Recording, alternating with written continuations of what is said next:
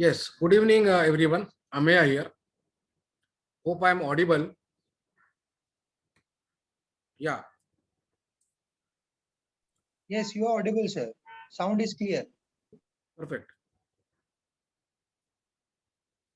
Yeah, so welcome to the webinar. Here we'll discuss how the budget was, what the market positioning was, and is the reaction of the market indeed the way it should have been, or is it euphoric, or is it, or there is much more upside to the Nifty or the key indices here. So let's move to the second slide.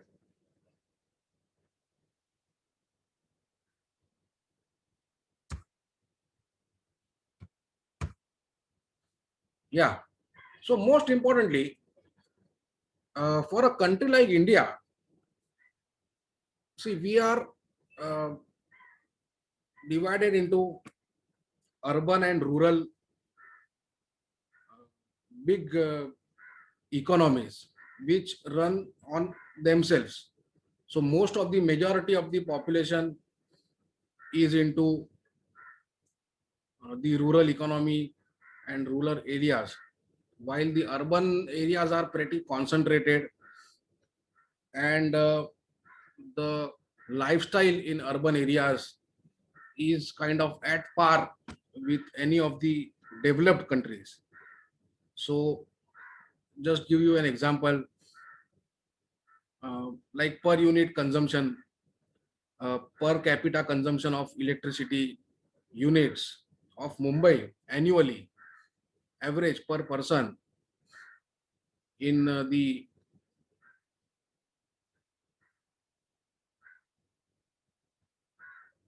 sorry, in the working class scenario is at par with Germany. So, and rural areas, we are quite aware how the scenario is. So, budget becomes extremely important for a country like India, where the government is not just a regulatory authority. Government in countries like India, which are neither underdeveloped, neither fully developed or advanced economies, and they are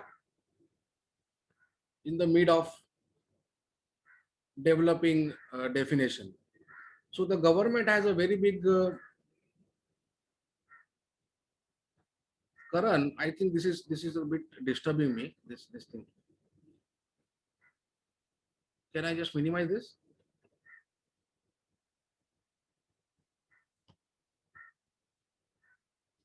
Yeah. So the government has very big responsibility here, and budgets have been looked up to as changing the scenario. So I will mix Hindi and English in between.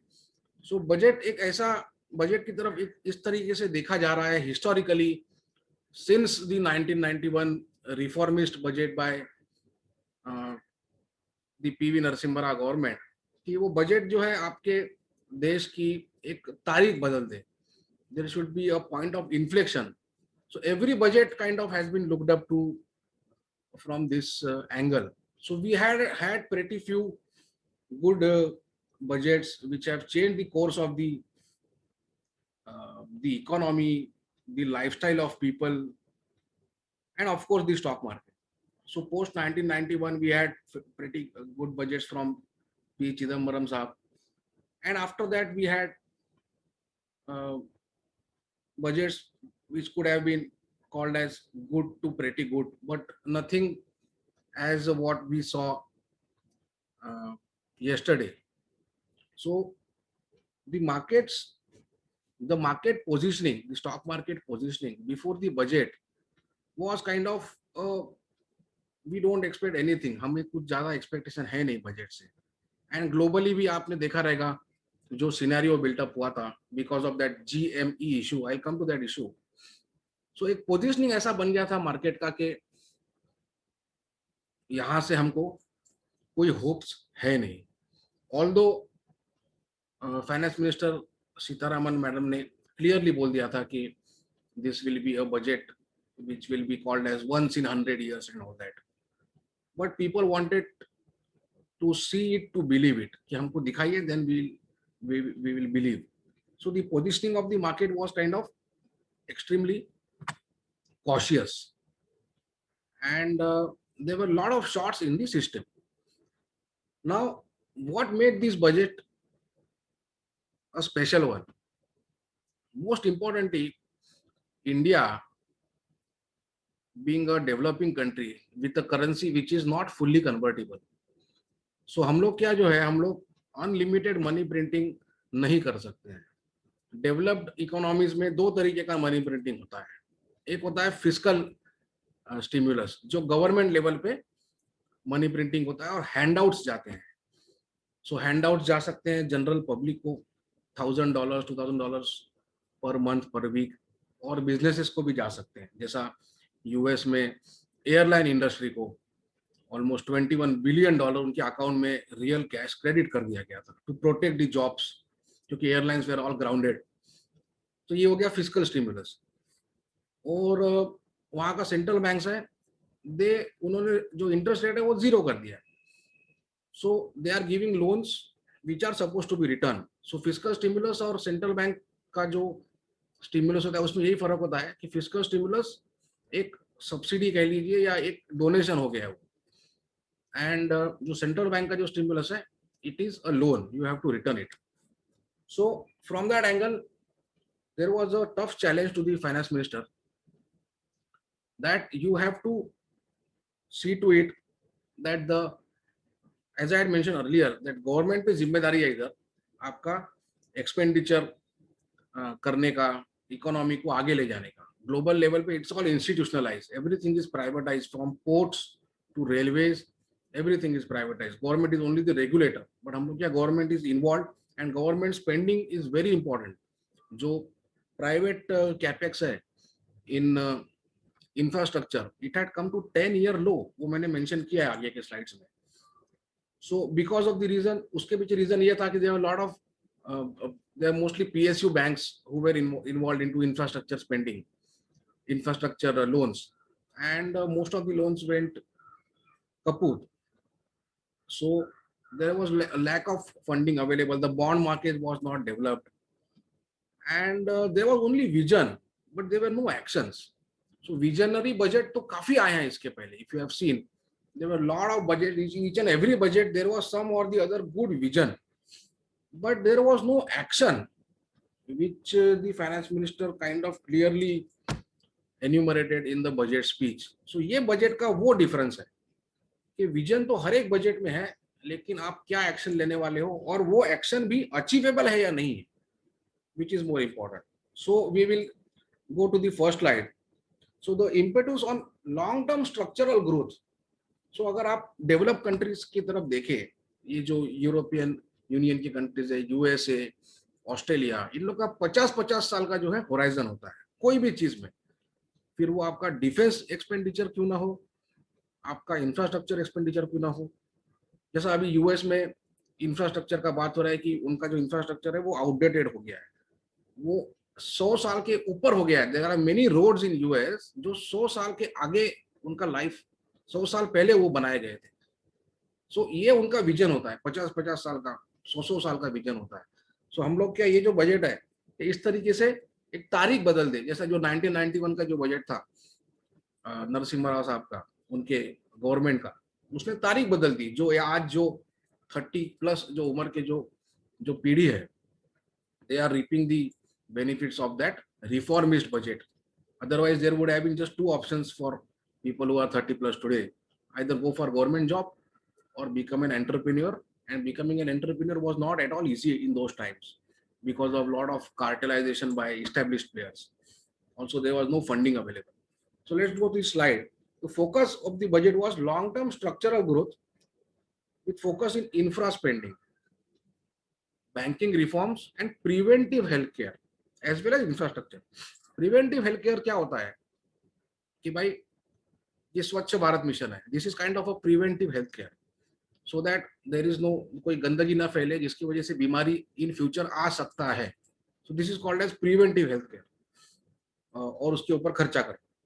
अभी GDP का जो budget estimate है for FY22, जो अगला मार्च को होगा, 14.4% growth, because the base will be low versus the previous RE, मतलब revise estimate जो FY21 का। Then the third point is BFSI reforms. BFSI is banking, financial services and insurance. So PSU bank recapitalization 20,000 crores. अभी आप सोच रहे होंगे कि भाई 20,000 crores ये तो अमाउंट हिस्टोरिकली 50-50 हजार करोड़ का बात हुआ था। तो हिस्टोरिकली बैंक भी बहुत ज्यादा थे, उन लोग का फंडिंग का रिक्वायरमेंट भी बहुत ज्यादा था, because they were mismanaged PSU banks, and काफी उनका पैसा जो है प्रोविजनिंग में खत्म हो जाता था। तो अभी मर्ज हो गए सब बैंक्स, सब अभी 12 बैंक मुश्किल से बचे हैं। और फिर जो बचे हुए बैंक्स हैं उन्होंने भी काफी जो है बुरी हालत की जो बैंक्स थी उनको मर्ज किया हुआ है अपने अंदर। सो इन लोग का भी काफी जो P&L है वो प्रोविजनिंग में खर्चा हो जाता है। सो आपको नया अगर फंडिंग करना है, अगर आपको देश को आगे ले जाना है, तो banking system has to be very strong, and India में PSU banking system is still strong from the reach point of view. Private banking अभी भी है, but they are targeting safe kind of credit, safe loans, and directly जो है आम जनता या ground level पे इन लोग नहीं जा रहे, और इंफ्रास्ट्रक्चर ये सब से तो इन लोग बहुत दूर है। जैसा आपका दाभोल जो पावर प्लांट था एनरॉन का, उसको ICICI बैंक का फंडिंग था, ये बात हो रही है आज से 15-20 साल पहले की, 8,000 करोड़ उसमें उनका डूब गया। तो ये सब प्राइवेट बैंक्स ये सबसे दूर रहते हैं। सो अभी PSU बैंक्स को जो अभी मर्ज हो गए हैं एंड काफी स्ट्रांग हो गए हैं, so but even after merger lot of loans have come from the weak PSU banks, so they are not able to lend, क्योंकि उन लोग का एडिक्वेसी रेशो ही नहीं आ रहा है, बिकॉज ऑफ पूरा जो खर्चा हो रहा है वो प्रोविजनिंग में निकल जा रहा है। तो उनके लिए एक बैड बैंक का बात हुआ था कि सबके जो लोन्स है वो एक बैंक में डाल दिया जाए और वो बैंक एक अलग तरीके से मैनेज होगा। लेकिन वो structure was criticised by various industry veterans, and ये टाइम पे finance minister Nirmala Sitharaman madam ने एक बात क्लियर कही थी कि हम लोग इंडस्ट्री के लोगों से बारीकी से हम लोग जुड़े हुए हैं एंड एक एक चीज का उनसे फीडबैक ले रहे हैं, ताकि गवर्नमेंट अपने लेवल पे डिसीजन ले लेगा एंड बाद में उसका इम्प्लीमेंटेशन ही नहीं होने वाला है। इस तरह के काम हमको करना नहीं है। तो ये बात इन्होंने पहले भी बोली थी, कई बार बोली थी, इसलिए मार्केट जो है ये टाइम पे पोजिशनिंग बहुत खराब था स्टॉक मार्केट। सो नो बडी बिलीव कि इन लोग जो बोलेंगे वो करके दिखाएंगे, तो वॉक द टॉक करेंगे, क्योंकि ये इस टाइप का बात इन्होंने पहले भी किया था। सो जैसा डेवलपमेंट फाइनेंशियल इंस्टीट्यूशन का जो बात है आगे स्लाइड में आएगा। सो ARC is asset reconstruction company, ये एक इंपॉर्टेंट है, इसमें हम लोग आएंगे सेक्टर स्पेसिफिक स्लाइड में। फिर enhancing liquidity of corporate bond market, इसमें भी आएंगे। And FDI in insurance hike to 75% from 49, इस पे एक सेपरेट स्लाइड मैंने बनाया हुआ है। डिसइन्वेस्टमेंट, अभी डिसइन्वेस्टमेंट एक ऐसा टॉपिक है कि इसको दोनों तरफ से देखा जाता है। उसके क्रिटिक्स इसको ऐसा देखते हैं कि भाई they are selling the family silver, कि भाई BPCL तो बहुत शानदार कंपनी है, इसको आप बेच रहे हो। सो एक चीज है, इसमें शानदार कंपनी भी बिक जाएगी अच्छे रेट्स पे, और बुरी कंपनी भी बिक जाएगी MTNL जैसे। इसमें बेसिक रूल है कि अगर आपको डेवलप्ड नेशन बनना है तो आपको इंस्टीट्यूशनलाइज सेटअप होना जरूरी है। इंस्टीट्यूशनलाइज सेटअप का मतलब ये होता है कि वो जो इंस्टीट्यूशन है वो अपने बलबूते पे खड़ा रहे। जैसा एप्पल की अगर बात करें आप, स्टीव जॉब्स के डेथ के बाद कोई एप्पल में ना लोअर सर्किट लगा है ना कुछ हुआ है, और एप्पल अभी 2 ट्रिलियन के ऊपर निकल गया है। This is an institutionalize setup, although उनके फैमिली का होल्डिंग्स है, लेकिन जो बड़े बड़े म्यूचुअल फंड है वैंगार्ड जैसे, वो उसमें अभी काफी जो है वेल हील्ड पैर जमा के बैठे हैं। सो ये डायरेक्शन में गवर्नमेंट को देश को लेके जाना है, आपको इंस्टीट्यूशनलाइज सेटअप जो है बनाना है। अभी PSU जो है उसमें इंस्टीट्यूशनल सेटअप है नहीं, यूनियंस है अलग अलग टाइप के, अलग अलग टाइप का उसमें इंटरवेंशन है। जैसा आपका जो प्रोविडेंट फंड का बात होता है, ये तो मिनिस्ट्री ऑफ फाइनेंस या पैसे से रिलेटेड बात है, लेकिन उसको मिनिस्ट्री ऑफ लेबर मैनेज करता है। तो उसका जो रेट है, अभी आप देखिए FD का रेट क्या चल रहा है, 3.5-4%, और जो एम्प्लॉय प्रोविडेंट फंड है वो मिनिस्ट्री ऑफ लेबर मैनेज कर रहा है 8% पे। उस पर भी एक स्लाइड है जो इन्होंने 2.5 लाख का जो बात किया है, कंट्रीब्यूशन का एनुअल, उस पर भी हम लोग आएंगे। सो डिस इन्वेस्टमेंट एक ऐसा चीज है कि दोनों तरफ से बात होता है, लेकिन मेरा खुद का एक ऐसा ओपिनियन है कि it's not the business of the government to remain in business. Government should be a very good and to some extent strict regulator. उनका काम है कि सेक्टर को, अलग अलग इंडस्ट्रीज को रेगुलेट करे, ना कि खुद ही सब चलाए। सो दिस इज दी, ये हर एक चीज में लागू होता है। अगर आप अपने ऑफिस में, अपने कंपनी में अगर आप ओनर हो या मैनेजर हो, आप खुद ही सब करने लग जाएंगे तो उसका कोई मीनिंग है नहीं। You have to be a very good administrator, और आपको उस तरीके से अपने नीचे स्टाफ वैसा आपको रखना पड़ेगा जो उसको प्रॉपर तरीके से एग्जीक्यूट कर सके। सो डिस इन्वेस्टमेंट का यही है कि भाई, जैसा अगर बीपीसीएल की बात करें, सेल की बात करें, एमटीएनएल की बात करें, इनको, इनके पास शानदार इंफ्रास्ट्रक्चर रेडी है, शानदार इनके पास लैंड बैंक है, इन लोग का जो नेटवर्क है, रॉ मटेरियल से लेके फिनिश गुड्स का पूरा सप्लाई चेन प्रॉपरली रेडी है, लेकिन मिसमैनेज है बिकॉज ऑफ गवर्नमेंट कंट्रोल है, उसमें अलग अलग टाइप के इश्यूज है। तो इसको डिस इन्वेस्टमेंट करना जरूरी है। अभी इसके अंदर ये बात सालों से होती जा रही है डिस इन्वेस्टमेंट, और ये टाइम पे भी गवर्नमेंट ने कुछ बड़े मुश्किल से 18,000 करोड़ कुछ बेच पाई है। पूरा साल निकल गया है, अभी तो फरवरी आ गया है, 18-19,000 करोड़ का ही अचीव कर पाए डिस इन्वेस्टमेंट टारगेट। सो अभी इसके अंदर जो इन्होंने बैंक का मर्जर किया, उससे थोड़ी आशाएं बढ़ी है कि भाई हाँ, इन लोग कोई लेवल पे जा सकते हैं। तो स्ट्रेटेजिक सेल ऑफ पीएसयूज, तो उसमें बीपीसीएल जैसे जो है वो भी आगे सबको मेंशन किया गया है, उस पर हम लोग आएंगे सेपरेट स्लाइड में। फिर tax receipts, now gross tax revenue expected to grow by 17%। अभी 17% जो है ये एक अचीवेबल फिगर है, मतलब कोई ऐसा बहुत, इन्होंने ऐसा बात नहीं किया है कि भाई, मतलब रैशनल फिगर है, it's not a target which can not be achieved. तो that could have led to this budget being called as off track, कि भाई आप जो है रियलिटी से बहुत दूर हो। तो ये अचीवेबल इन्होंने बात की है, जिसमें डायरेक्ट और इनडायरेक्ट टैक्स दोनों आ गया। डायरेक्ट टैक्स में आपके इनकम टैक्सेस आ गए, कॉर्पोरेट टैक्स आ गए, मतलब कंपनी में जो टैक्स लगता है वो, और जीएसटी जो आ गया, जीएसटी अभी बहुत इंपॉर्टेंट हो गया है।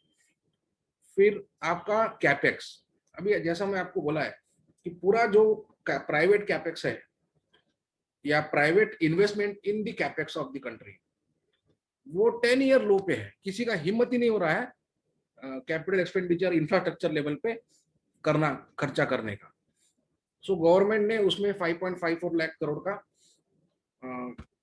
कैपेक्स का ये साल के लिए अनाउंस किया है, जो ऑलमोस्ट 1/3, 34% से के ज्यादा इट इज अप YOY। तो this is very important figure. Then corporate bond market, अभी कॉर्पोरेट बॉन्ड मार्केट क्यों इंपॉर्टेंट है? जो बड़ी बड़ी जो कंपनीज है, जैसा टाटा स्टील है, या आपका रिलायंस इंडस्ट्रीज है, या कोई कंपनी सा टाइटन हो गया। सो अभी आज के जमाने में सिर्फ जो एनबीएफसीज है, जैसा श्रीराम ट्रांसपोर्ट, मुथूट फाइनेंस, इन्हीं लोग के बॉन्ड होते हैं मार्केट में। और ये जो बड़ी बड़ी कंपनीज है, इन लोग either out of the country in लोग पैसा उठाते हैं, जो काफी सस्ता भी होता है, लेकिन उसमें करेंसी रिस्क होता है, या फिर इन लोग बैंक से फंडिंग लेते हैं।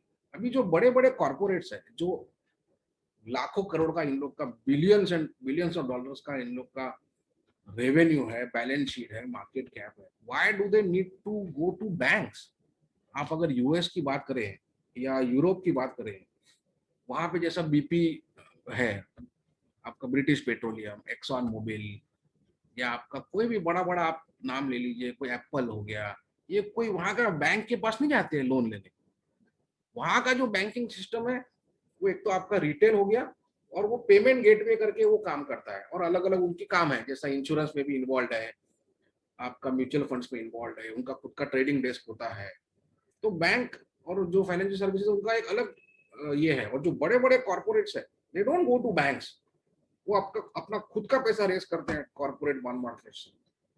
आज उसमें डेप्थ ही नहीं है कॉर्पोरेट बॉन्ड मार्केट में। आप अगर, आपको शायद पता रहेगा, जैसा अगर आपको इन्फोसिस का, अगर आपको श्रीराम ट्रांसपोर्ट की बात करते हैं, अगर आपको श्रीराम ट्रांसपोर्ट का शेयर खरीदना है, तो आप जाके लॉग इन कर सकते हैं या अपने ब्रोकर को फोन कर सकते हैं, फटाफट आपको शेयर मिल जाएगा।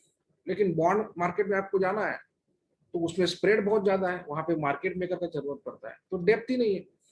तो इसमें स्टेप्स लिए गए, ये अनाउंसमेंट्स इस तरीके के पिछले 20 साल से हो रहे हैं कि हम लोग कॉर्पोरेट बॉन्ड मार्केट डीपन करेंगे, ये करेंगे, वो करेंगे, लेकिन इसमें एक्शंस ली गई है ये बजट में. That's why this budget is considered a landmark budget by the market. Also the position of the market was very weak. तो काफी शॉर्ट्स उसमें फंसे हुए थे, वो तरीके से एक रिएक्शन भी वैसा आया है. Next slide please.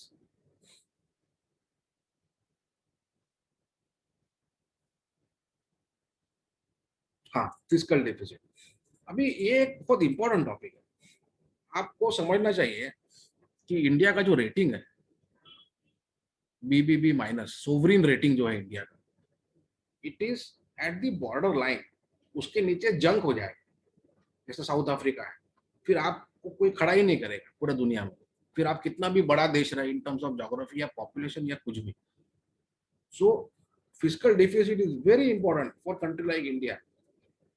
तो 3.5 इनका बजटेड था. आपको एक मैं आपके सामने ये फिगर है, आप देख लीजिए. 9.5, 3.5, इसको आप इस पे आप अपनी नजर गड़ा लीजिए. फिर मैं आपको एक फिगर बताता हूँ जिससे आपके होश उड़ जाए. यूनाइटेड स्टेट्स 4-5% का इन लोग का फिजिकल डेफिसिट है वर्सेस दी जीडीपी. बहुत बड़ा जीडीपी है, तो फिजिकल डेफिसिट भी ट्रिलियंस ऑफ डॉलर्स में होता है. ये टाइम पे पोस्ट कोविड, पोस्ट पैंडेमिक कितना होगा physical deficit? It is almost 18%. 18% physical deficit है परसेंटेज ऑफ जीडीपी. लेकिन वो मायने ही नहीं रखता है वहां पे. द रीजन इज उनका पूरा का पूरा कन्वर्टिबल करेंसी है. वहां पे फॉरेन एक्सचेंज रिजर्व ऐसा कोई कंसेप्ट ही नहीं है.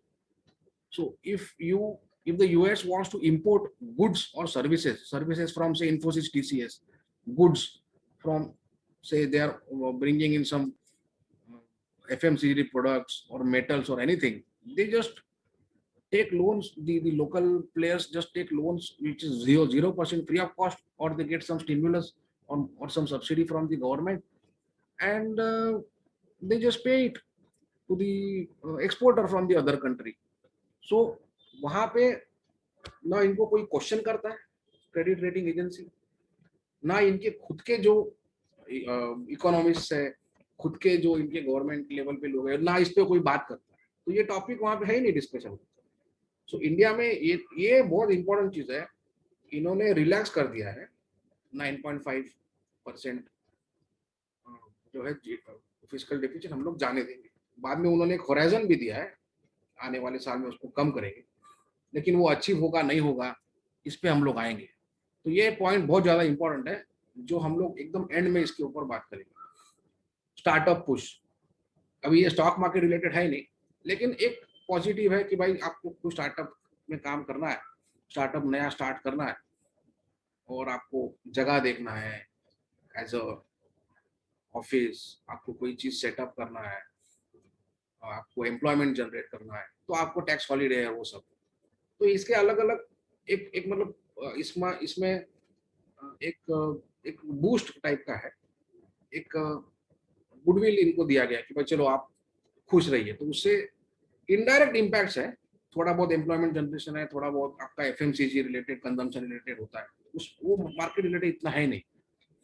फिर R&D, ये भी सब जो है पॉजिटिव अपडेट्स है. अभी हाँ, ये देखिए आप, नेशनल लैंग्वेज ट्रांसलेशन मिशन. सो अभी इंडिया की अगर बात करें, सो चीपेस्ट मोबाइल्स हम लोग क्या सर्विसेज है पूरा दुनिया में. इतना चीप मोबाइल सर्विसेज किधर है नहीं. और हर एक आदमी के पास खुद का मोबाइल फोन है, जो मतलब बेसिक खाने पीने लायक भी कमा लेता है, उसके पास है. लेकिन लैंग्वेज का बड़ा इशू है. आपने आपके घर में भी देखा रहेगा, जो अपने सीनियर सिटीजन है, पेरेंट्स है, ग्रैंड पेरेंट्स है, वो सब मोबाइल में लगे हुए हैं, मतलब यूट्यूब एंड व्हाट्सएप. लेकिन उन लोग, आप नजदीक से अगर उनके शोल्डर पे जाके देखें तो उन लोग लोकल लैंग्वेज में ही टाइप करते हैं. आपका जो भी नेटिव लैंग्वेज है उसी में इन लोग टाइप करते हैं. तो बहुत से ऐसे गवर्नमेंट रिलेटेड अपडेट्स हैं ये है, और कनेक्टिविटी का सीन है जो इनको लोकल लैंग्वेज में चाहिए. तो ये एक इम्पोर्टेंट गवर्नमेंट का स्टेप है, जिससे वो टॉपिक खत्म हो जाता है कि what is the national language of India. It's like that. अगर यूरोप की बात करें आप, तो इंडिया जो है यूरोप से कम नहीं है, वो यूरोपियन यूनियन है. आप देखिए उसका नाम है यूनाइटेड स्टेट्स ऑफ अमेरिका. वो जो 50 स्टेट है उनका अलग अलग कल्चर है.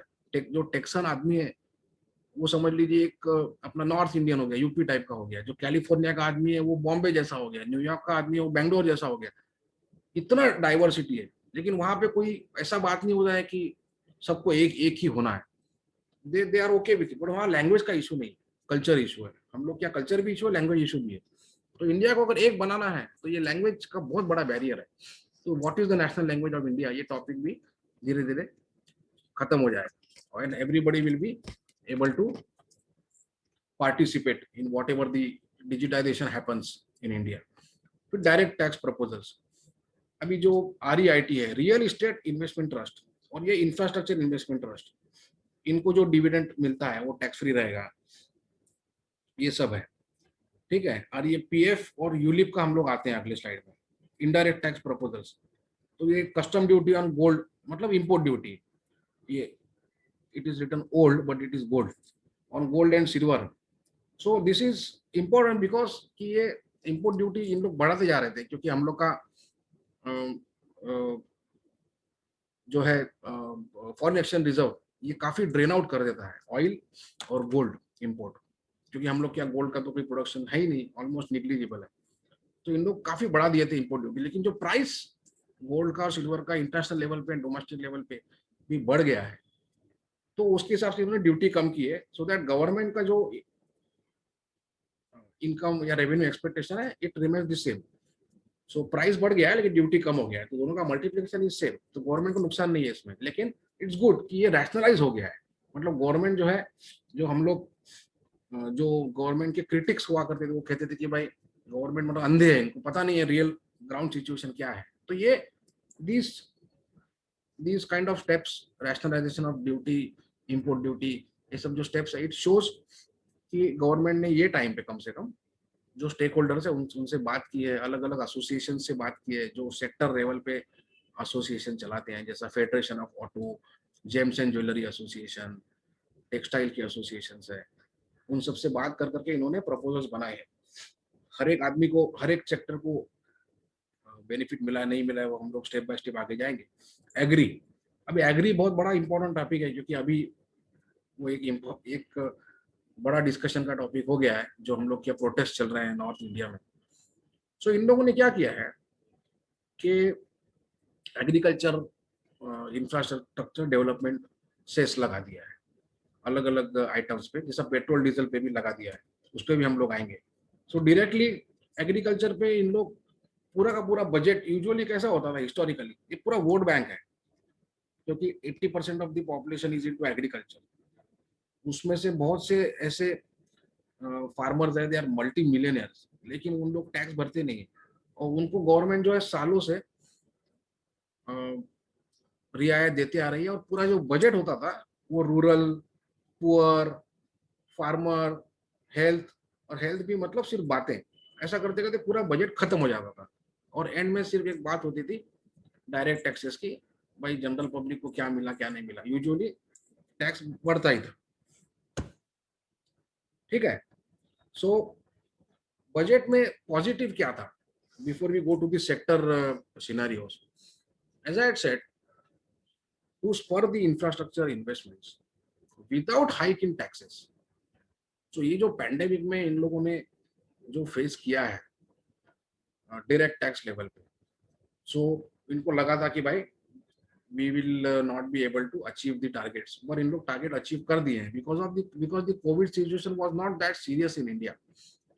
So जो जॉब लॉसेस और वो सब इतना सीवियर लेवल पे नहीं हुआ है, और जो भी सैलरी कट्स हुए थे वो बाद में रिस्टोर हो गए हैं, एंड इन मेनी केसेस वो अरियर्स भी इन लोग चुका दिए हैं। जैसा रिलायंस इंडस्ट्रीज ने सैलरी कट किया था, रिलायंस इंडस्ट्रीज ने सैलरी कट किया था, सोच लीजिए आप। लेकिन जैसा उनको लगा कि भाई सिचुएशन कंट्रोल में आ रहा है उनका कंपनी लेवल पे और कंट्री लेवल पे, उन लोग सैलरी कट था वो रिस्टोर कर दिए और पूरा का पूरा अरियर्स भी दे दिए।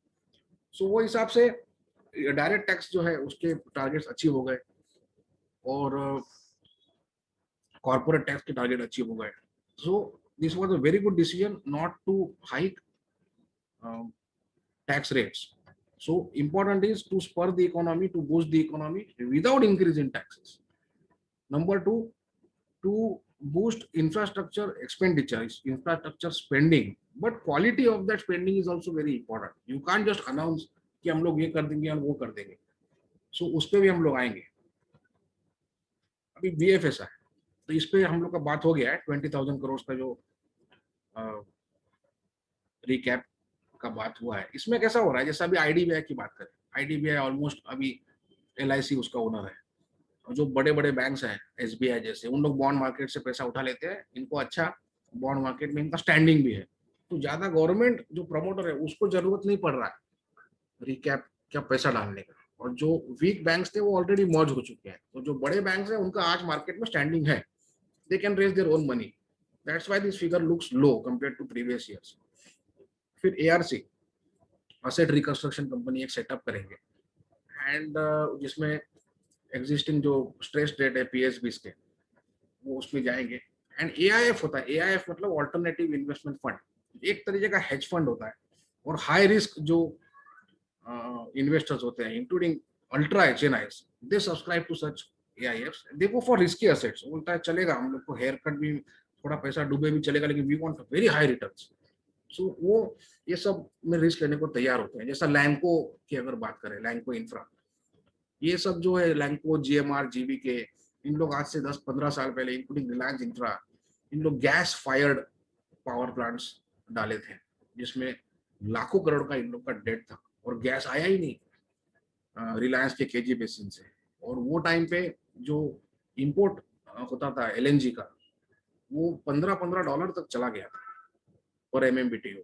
और अभी तो वो रेट्स काफी कम हो गए और हम लोग का एग्रीमेंट भी हो गया है रास गैस कतार के साथ. लेकिन वो सब जो डिबैकल हुआ, उसमें बड़े बड़े पीएसयू बैंक्स डूब गए, इंक्लूडिंग आईसीआईसीआई बैंक. वो टाइम पे 8,000 करोड़ उसका डूब गया. जो रत्नागिरी पावर प्लांट था एनरॉन का, वो भी गैस फायर था. तो इसमें वो 20 साल पहले का जो इनका बर्डन है, वो आज भी इन लोग को जो है तकलीफ दे रहा है.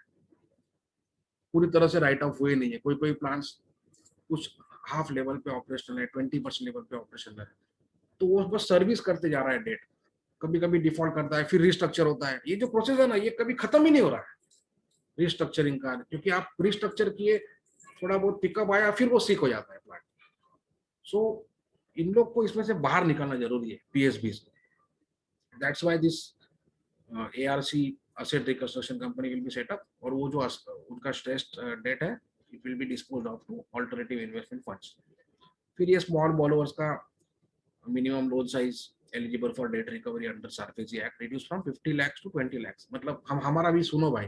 सिर्फ बड़े, आप अगर सोचते होंगे कि भाई कोई एसएमई है, स्मॉल एंड मीडियम एंटरप्राइज है, जिसका छोटा लोन है, उसका कोई सुनता ही नहीं है. और आपके हजारों करोड़ के लोन है, फटाफट रिस्ट्रक्चर हो जाते हैं. तो ये सब उसके लिए एक पॉजिटिव बूस्ट है from the MSME point of view. फिर कमोडिटी मार्केट में आपका सेबी आ जाएगा, ये तो ठीक है.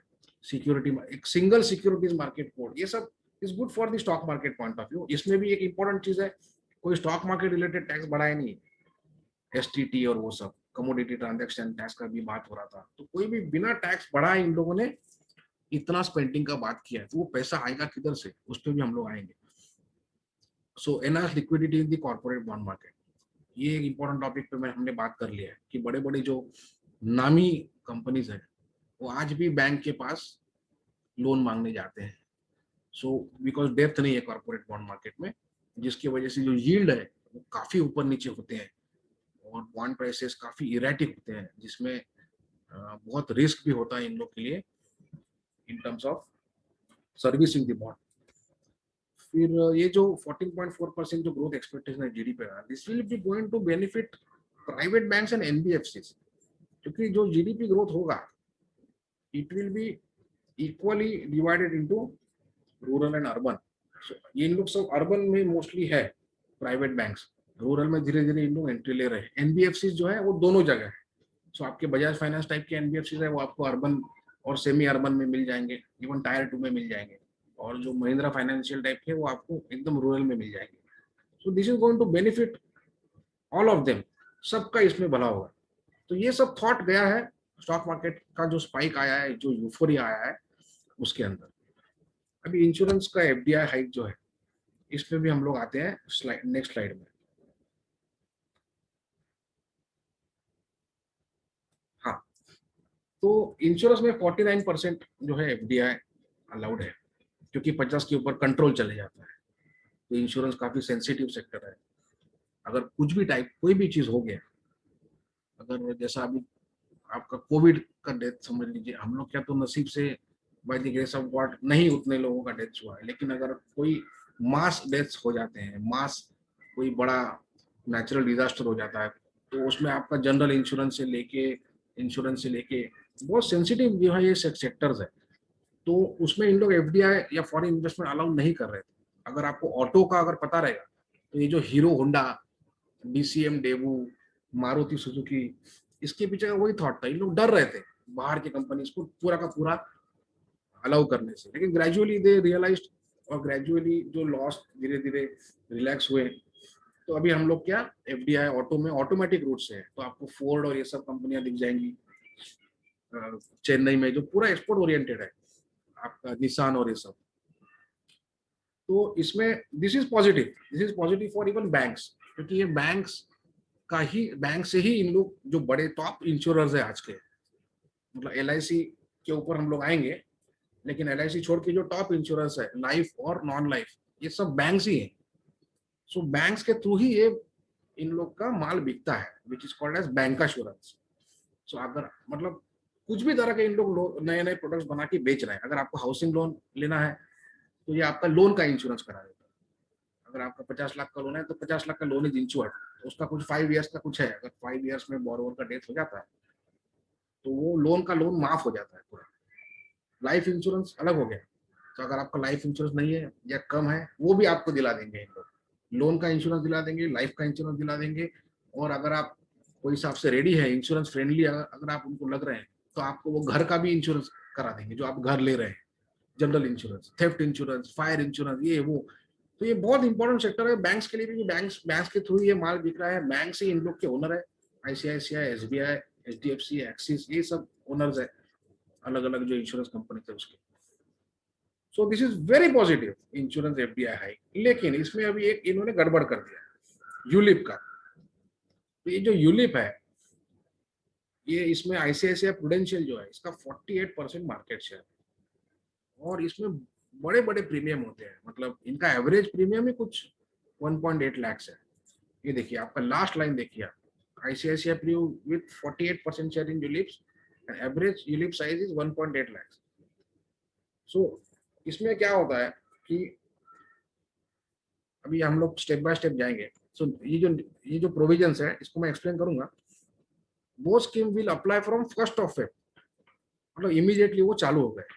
ULIPs issued before 31 Jan will remain unaffected। अभी कैसा था, ULIPs were on par with mutual funds. So insurance के जो सेल्स के एजेंट्स थे, वो इसको यूलिप को या इंश्योरेंस को एज ए इन्वेस्टमेंट ही बेच रहे थे, कि भाई दोनों तो एक जैसा ही है, रिटर्न्स भी ऑलमोस्ट सिमिलर है। फिर सब कुछ सही था, तो इन लोग का आपस में कंपटीशन चल रहा था कि अगर कोई कस्टमर है, उससे आपको यूलिप लेना है या उसको म्यूचुअल फंड देना है, दोनों। जबकि insurance is not an investment पर से, लेकिन इन लोग रिटर्न तो वैसे ही निकाल रहे थे at par with mutual funds. लेकिन long term capital gains tax डाल दिया गया 2018 में।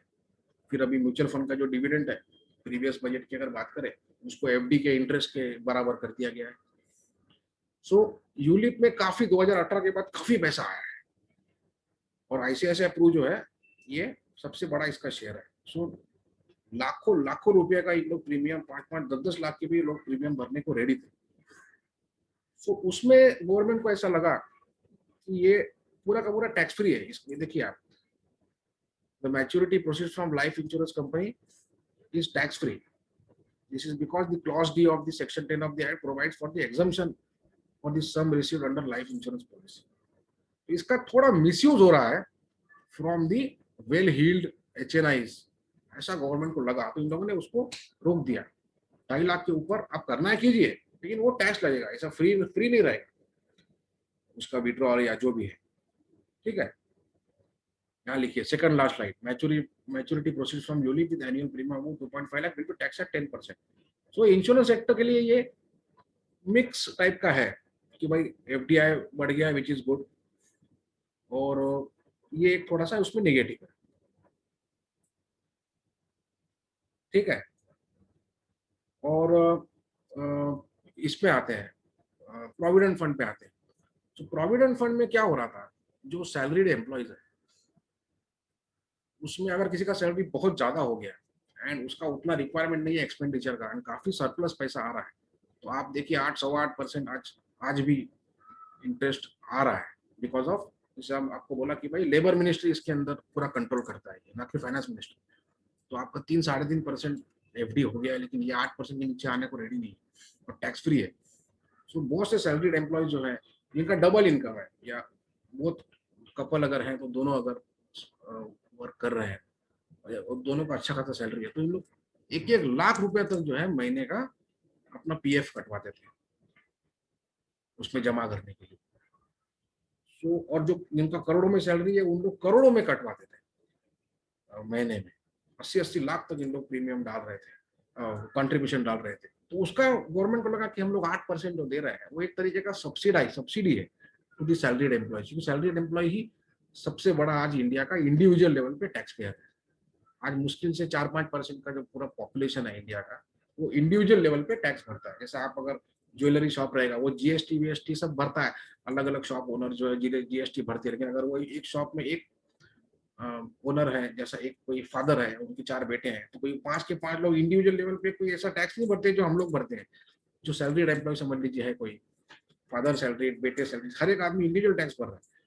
तो ये उनके लिए एक जो है, गवर्नमेंट ने बोला था कि ठीक है भाई, आपको हम 8% आज भी देंगे, डिस्पाइट 3-3.5% एफडी हो गया है, और आपका हर एक चीज का जो रेट कम हो गया, इंक्लूडिंग पीपीएफ, ये वो, पोस्ट ऑफिस सेविंग्स, हर चीज का रेट कम हो गया, लेकिन एम्प्लॉय प्रोविडेंट फंड इन लोग कम नहीं होने, लेकिन उसका मिस हो रहा था। तो वो गवर्नमेंट ने जो है कम कर दिया है कि भाई, सॉरी, गवर्नमेंट ने जो है उस पर टैक्स लगा दिया है कि भाई 2.5 लाख के ऊपर अगर आप कंट्रीब्यूट करना है कीजिए, लेकिन वो आपको उसमें आपको टैक्स देना पड़ेगा। तो उसमें एक पॉजिटिव चीज ये है कि जो हाई बहुत ज्यादा जो कंट्रीब्यूट कर रहे थे उनका टैक्स भी बहुत ज्यादा आएगा, तो हो सकता है वो पैसा म्यूचुअल फंड में आए। सो this is good for this this ULIP and this PF का जो रूल है 2.5 लाख का, this is good for mutual fund. तो म्यूचुअल फंड जो स्टॉक्स है उस पर आप नजर रखिए, क्योंकि ये यूलिप कॉम्पीट कर रहा था, कॉम्पिटिशन में था म्यूचुअल फंड्स के, और ये 2.5 लाख के ऊपर अलाउ मत करो। ये सब म्यूचुअल फंड इंडस्ट्री का डिमांड था एक्चुअली फाइनेंस मिनिस्टर, कि ऐसा हम लोग को इन लोग अंडर कट कर रहे हैं। ये इंश्योरेंस है, लेकिन ये खुद को एज इन्वेस्टमेंट बेच रहे हैं और हम लोग को अंडर कट कर रहे हैं। So this both will benefit mutual funds, वो पैसा वहां से बाहर आएगा जो यूनिट में लाखों रुपए जा रहा था बिकॉज ऑफ टैक्स बेनिफिट, जो इसमें लाखों रुपए जा रहा था पीएफ में, ठीक है। अभी इंफ्रास्ट्रक्चर पे आते हैं, तो कोई भी कंट्री में अगर आपको प्रोग्रेस करना है, इट्स ऑल अबाउट इंफ्रास्ट्रक्चर। आप में से जो भी इंडिया के बाहर गया रहेगा, वहां पे आपने देखा रहेगा कि किस तरीके से रोड का इंफ्रास्ट्रक्चर है, किस तरीके से ब्रिज का इंफ्रास्ट्रक्चर है। वहां पे स्पागेटी होता है, एक के ऊपर एक ब्रिज होता है, जो हम लोग क्या बहुत ही रेयरली देखा जाता है। तो इस तरीके का इंफ्रास्ट्रक्चर इंडिया में अगर आपको बनाना है, और इतना बड़ा देश है, तो ये सब बहुत जरूरी है। तो ये इन्होंने अनाउंसमेंट तो कर दिए, हर बजट में अनाउंसमेंट होती है इस टाइप की, लेकिन इज इट इम्प्लीमेंटेबल? तो इम्प्लीमेंटेबल लग रहा है, क्योंकि इन्होंने स्टेप बाय स्टेप पूरा वो सिनेरियो समझाया है कि भाई मेट्रो नियो नाम का एक कंसेप्ट लाया है, जो बड़े सिटी से, बॉम्बे है, बॉम्बे एक बड़ा सिटी है, तो बॉम्बे के आसपास जो छोटे मोटे जो एंसिलरी सिटीज है, जैसा पालघर हो गया, ये हो गया, उसमें जो है मेट्रो नियो चलेगा, जिसका कॉस्ट काफी कम रहेगा, लेकिन वो इक्वली एफिशिएंट रहेगा। तो इन लोगों ने पूरा जो रोड मैप उसमें डाला है। फिर थोड़ा बहुत इन्होंने इलेक्शन रिलेटेड भी थोड़ा काम किया है कि भाई तमिलनाडु, वेस्ट बंगाल में काफी इन्होंने अनाउंसमेंट्स किए। अभी मुंबई कन्याकुमारी का कोई इन लोग रोड अनाउंस किया है, मुंबई कन्याकुमारी, आप सोच लीजिए। फिर अभी ये डीएफआई की बात हो रही है, डेवलपमेंट फाइनेंशियल इंस्टीट्यूशन। अभी ये इंपॉर्टेंट इसलिए है क्योंकि इंडिया में डीएफआई थे, आईसीआईसीआई क्या है, तो डीएफआई था, आईडीबीआई भी डीएफआई था, आईएफसीआई डीएफआई, सब बैंक्स बन गए। तो कोई डेडिकेटेड इंफ्रास्ट्रक्चर रिलेटेड कोई फंडिंग इंस्टीट्यूशन है ही नहीं। अभी इंफ्रास्ट्रक्चर का जो भी फंडिंग होता है उसका आईआरआर बहुत कम होता है, इंटरनल रेट ऑफ रिटर्न।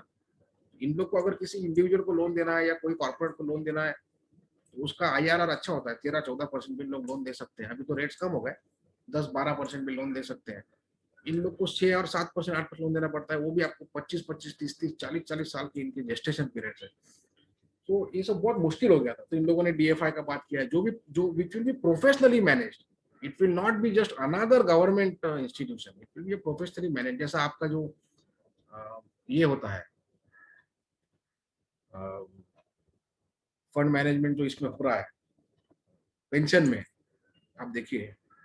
सो उसमें आपके सब एचडीएफसी और ये सब आ गए हैं, रिलायंस, एचडीएफसी, रिलायंस का नाम चेंज हो गया अभी, निप्पॉन, ये सब उसमें आ गए हैं एज ए फंड मैनेजर्स। इस तरीके से प्रोफेशनली मैनेज्ड वो होगा।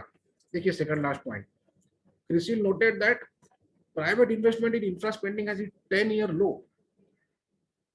सो गवर्नमेंट का जिम्मेदारी बनता ही है, जैसा मैं आपको बोला इंस्टीट्यूशनलाइज सेटअप है नहीं इंडिया का, ग्रेजुअली इन लोग लेके जा रहे हैं वो डायरेक्शन में। पैसा आएगा किधर से? So that's why PSU banks का एक उन लोग का विजन आया इम्प्रूव करने का, डीएफआई का बात हुआ। तो ये सब जो भी हम लोग डिस्कस कर रहे हैं, मेट्रो मेट्रो नियो का कंसेप्ट आया अभी, ये पोर्ट शिपिंग एंड वाटर में 2000 करोड़ प्लस हम लोग ऑफर कर रहे हैं। मेजर पोर्ट्स मतलब गवर्नमेंट ओन पोर्ट्स को मेजर पोर्ट्स कहा जाता है, ऑल्दो उससे बड़े बड़े पोर्ट्स हैं लेकिन यही डेफिनेशन है।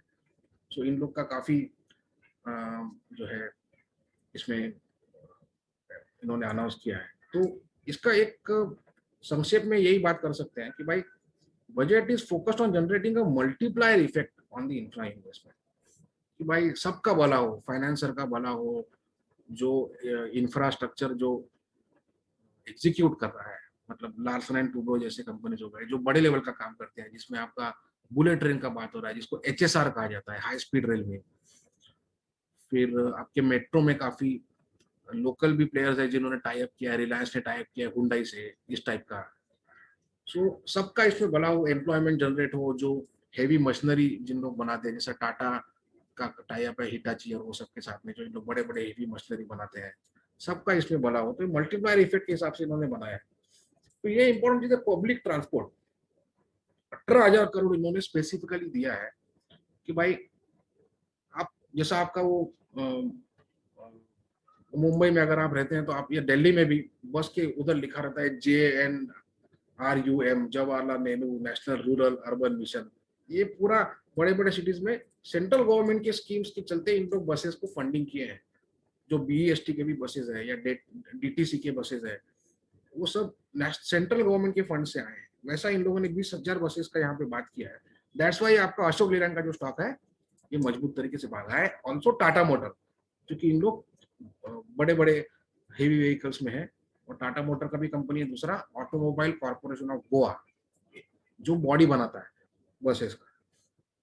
देखिए मेट्रो रेल का जो बात हो रहा है, सो फिर हाईवेज का बात हो रहा है, ये सब आपने पढ़ा ही होगा, तो will just quickly go through it. अभी इसमें इंपॉर्टेंट चीज है व्हीकल स्क्रैपेज पॉलिसी, इसमें हम लोग आएंगे। फिर ये देखिए, हाँ रेलवे, सो रेलवे का बजट इन्होंने हटा दिया है लास्ट ईयर से, there is no railway budget, but है तो इम्पोर्टेंट, क्योंकि रेलवे है। आज इंडिया एक ऐसा अकेला कंट्री है पूरा दुनिया में जहाँ पे पैसेंजर रेलवे का इतना बड़ा नेटवर्क है। इतने बड़े बड़े रेलवे के नेटवर्क आपको बहुत जगह मिल जाएंगे, चाइना में मिल जाएंगे, यूएस में मिल जाएंगे, लेकिन पैसेंजर रेलवे बहुत कम है। 80% वहां पूरा कार्गो ही है। सो एंड रेलवे से related is part of N infrastructure, because आपके स्टेशन के नजदीक शहर बसते हैं, स्टेशन के नजदीक हाईवेज बनते हैं, so that you can approach the station. फिर वहां से कार्गो का भी बात हो रहा है अभी, जो डेडिकेटेड फ्रीट कॉरिडोर की बात हो रही है western eastern. So railway is very important, लेकिन वो सेपरेट बजट, उसके लिए टाइम खराब हो सकता, इनको लगा कि वो ठीक नहीं है, इसलिए इन्होंने उसको बजट में इंक्लूड कर दिया है। तो ये जो 1,10,000 करोड़ का जो अलोकेशन हुआ है, ये रिकॉर्ड लेवल पे जो हुआ है। और इसके अंदर ये जब जो आपको नाम दिख रहे हैं, IRCON, rights, KEC, ABB, siemens, ये सब उसका बेनिफिट उठाएंगे। फिर ये रूरल ट्रांसपोर्ट रिलेटेड है 4472। फिर ये इंपॉर्टेंट चीज है, एयरक्राफ्ट जो लेसर्स है उनको उन्होंने इनवाइट किया है कि आप गुजरात का जो गिफ्ट सिटी है वहां पे बेस हो जाइए। अभी आपको शायद पता रहेगा ये जो स्पाइस जेट और इंडिगो जो बड़े बड़े इंडिया लेवल पे एयरलाइंस है, इन लोग क्या करते हैं, खुद ऑर्डर देते हैं बोइंग और एयरबस को। दो ही कंपनी है दुनिया में, बोइंग अमेरिका का, एयरबस यूरोप का, कि आप हमको इतना इतना एयरक्राफ्ट सप्लाई कीजिए। फिर इन लोग वो खुद ऑर्डर करते हैं और वो सब के सब एयरक्राफ्ट बेच देते हैं लेसर को, जो एक बड़ा इन्वेस्टर होता है, और उसी से वो लीज पे ले लेते हैं। ये एक बहुत बड़ा बिजनेस मॉडल है। तो अभी सब के सब जितने भी एयरक्राफ्ट, इंडिया कितना बड़ा देश है, कितने एयरलाइंस है, सब लेसर जो है बाहर बैठे हुए हैं, सिंगापुर में, अलग अलग यूरोपियन कंट्रीज में। तो उनको इन्होंने इनवाइट किया है, लेकिन ये ज्यादा पिकअप होगा मुझे नहीं लगता है, क्योंकि इसमें क्लैरिटी नहीं दिया है उन्होंने। इसे सिर्फ एक अनाउंसमेंट है, तो इसको ज्यादा सीरियसली लेने वाला बात है नहीं। फिर एग्रीकल्चर का, तो एग्रीकल्चर का इन्होंने जो है बजट का पूरा स्पीच में टाइम खराब नहीं किया है किसी का, लेकिन ये जो agriculture infrastructure and development cess लगा दिया है पेट्रोल डीजल पे, और इन्होंने क्या किया है, एक्साइज ड्यूटी जो था वो हटा दिया है। तो पंप जो प्राइस है इट विल रिमेन अनचेंज, जैसा नीचे लिखा हुआ है सेकंड लास्ट लाइन में। लेकिन जो पैसा जा रहा था एज ए एक्साइज ड्यूटी, अभी एक्साइज ड्यूटी जो है because of the crude oil prices increase, तो उनका जो रुपीज करोड़ का जो है वो मेंटेन्ड है, ऑल्दो कम किया हुआ है। और जो इन्होंने वो कम करके बेनिफिट पास ऑन कर सकते थे पब्लिक को, लेकिन उसके बदले इन्होंने एआईडीसी सेस लगा के वो पैसा एग्रीकल्चर की तरफ रूट कर दिया है। सो एग्रीकल्चर, हम लोगों ने सुना रहेगा कि भाई टीवी पे सब लोग कह रहे हैं, मीडिया में कह रहे हैं कि एग्रीकल्चर की तरफ ध्यान ही नहीं दिया। तो इस तरीके से इन्होंने उन्होंने कहा है कि ऑलरेडी जो सेटअप है एग्रीकल्चर का वो रेडी है, it has to be implemented properly. So micro irrigation का बात हो गया, and you need money for all this. इसलिए इन्होंने जो है ये सेस लगा के टू सम एक्सटेंट कोशिश किया है कि वो फंडिंग का जो है इशू रिजॉल्व हो एग्रीकल्चर लेवल पे। जो एग्रीकल्चर इंफ्रास्ट्रक्चर हम लोग को क्रिएट करना है, उसमें ज्यादा हम लोग जाएंगे नहीं, काफी कॉन्ट्रोवर्शियल टॉपिक है। फिर पावर डिस्ट्रीब्यूशन का ये बहुत इंपॉर्टेंट चीज है। आज अगर आप देखें, कुछ हैंडफुल ऑफ सिटीज है जहाँ पे प्राइवेट पावर डिस्ट्रीब्यूटर, जैसे मुंबई में आप देखिए अदानी है, फिर आपका भिवंडी में आप जाइए तो ये है टोरेंट है, फिर अहमदाबाद में टोरेंट है, फिर कैलकाटा में आई थिंक सीईएससी है। तो इससे काफी ट्रांसमिशन डिस्ट्रीब्यूशन लॉसेस काफी कम हो गए हैं, बिजली की चोरी कम हो गई है, एफिशिएंसी बढ़ गई है। आज जैसा आप मुंबई की अगर बात करें, बाकी शहरों का मुझे पता नहीं, कि मुंबई की अगर बात करें तो हम लोग का किसी का भी घर में मोमबत्ती भी नहीं होता है, क्योंकि लाइट कभी जाता ही नहीं है यहाँ। और अगर जाता है तो पहले से उन लोग बोलते हैं कि भाई ये इतना टाइम जाएगा, बिकॉज कुछ उन लोग का काम चल रहा है कैपेक्स लेवल पे। सो ये बहुत इंपॉर्टेंट चीज है, एक इंफ्रास्ट्रक्चर का एक पार्ट है ये, कि भाई आपको इलेक्ट्रिसिटी जो है 24 घंटा, और वो भी एक वोल्टेज पे मिले। नहीं तो आप, जैसा हमारा नासिक में भी एक घर है, वहां पे हम लोग को स्टेबलाइजर लगाना पड़ गया, कभी टीवी उड़ रहा है, कभी आपके फ्रिज उड़ रहे हैं, कभी माइक्रोवेव ओवन उड़ जा रहा है, क्योंकि वोल्टेज ऊपर नीचे हो रहा है। लिफ्ट हम लोग का जो है एक बार ट्रिप हो गया था। तो ये तो बहुत खराब क्वालिटी का इन लोग का, जो स्टेट गवर्नमेंट लेवल पे जो पावर डिस्ट्रीब्यूशन है, उनका बहुत खराब क्वालिटी का ये है, सर्विस है। और इनका इंफ्रास्ट्रक्चर भी जो है पूरा आउटडेटेड है। सो इसमें इन लोगों ने एक पॉजिटिव बात की है, तो जिसमें केईसी, कल्पतरु, ये सब पावर ट्रांसमिशन लाइंस में, इसमें एक और नाम है अदानी ट्रांसमिशन। इस पे आप नजर रखिए, Adani transmission, Adani gas. Adani gas पे भी हम लोग आएंगे। अदानी गैस का एक 2-3 स्लाइड के बाद आएगा, आई टॉक ऑन दैट। अभी सिगरेट एंड लिकर की अगर बात करें, तो ITC is a cigarette stock. अभी उसको आप एफएमसीजी में डालना है तो डालिए, लेकिन उसका कोई मतलब है नहीं, क्योंकि 89% जो उसका प्रॉफिट है वो सिगरेट से ही आ रहा है, और 66% उसमें मार्जिन है। सो उसका एफएमसीजी का revenue is good, everything is fine, लेकिन वो बॉटम लाइन जो है पूरा सिगरेट का ही खेल है। तो आईटीसी, फिर आपका वीएसटी, गोल्डन टोबैको, ये सब जो है लिस्टेड प्लेयर्स है। वीएसटी मेरे ख्याल से ये बनाता है, चार मीनार सिगरेट बनाता है, वजीर सुल्तान, एंड आपका गॉडफ्रे फिलिप्स है। तो ये सब जो है प्रॉपर सिगरेट रिलेटेड थे, and cigarette is and alcohol, they are considered as sin stocks. तो इसमें आप कितना भी टैक्स लगाइए ग्लोबल लेवल पे, वो इट कंसिडर्ड ओके ओनली। तो ये टाइम पे सबको डर था कि जो कोविड रिलेटेड खर्चे हुए गवर्नमेंट के, वैक्सीन में इन लोग का खर्चा होगा, फिर लॉस ऑफ रेवेन्यूज है बहुत जगह, जैसा अभी स्टेट गवर्नमेंट की अगर बात करें, इन्होंने स्टैम्प ड्यूटीज कम कर दी, ये कर दिए, वो कर दिए, तो काफी रियायत दी है, तो नुकसान भरपाई कहाँ से करेंगे? तो भाई सिगरेट पे टैक्स लगा दो। तो ये सब जो है डरे हुए थे, और जब वो कोई बात ही नहीं हुआ उसके ऊपर, कोई मतलब वो नाम ही नहीं आया, सिगरेट कोई टॉपिक ही नहीं आया उस पर, तो that led to this ITC जो है, एक इंडेक्स का भी पार्ट है ये, let the stock to blast into 220 plus levels. अभी इन्होंने अल्कोहलिक बेवरेज जो इंपोर्ट होता है उस पे ये एग्रीकल्चर का सेस लगा दिया है, लेकिन उसके अगेंस्ट कुछ इन्होंने कस्टम ड्यूटी कम कर दिया है, तो इवेंचुअली वो सेम ही है। तो सिगरेट का ये एक इंपॉर्टेंट था। एफएमसीजी, अभी ये जो रूरल इंफ्रा, फार्म सेक्टर, ये सब जो है, this is very important, because जैसा मैंने यहाँ पे लिखा है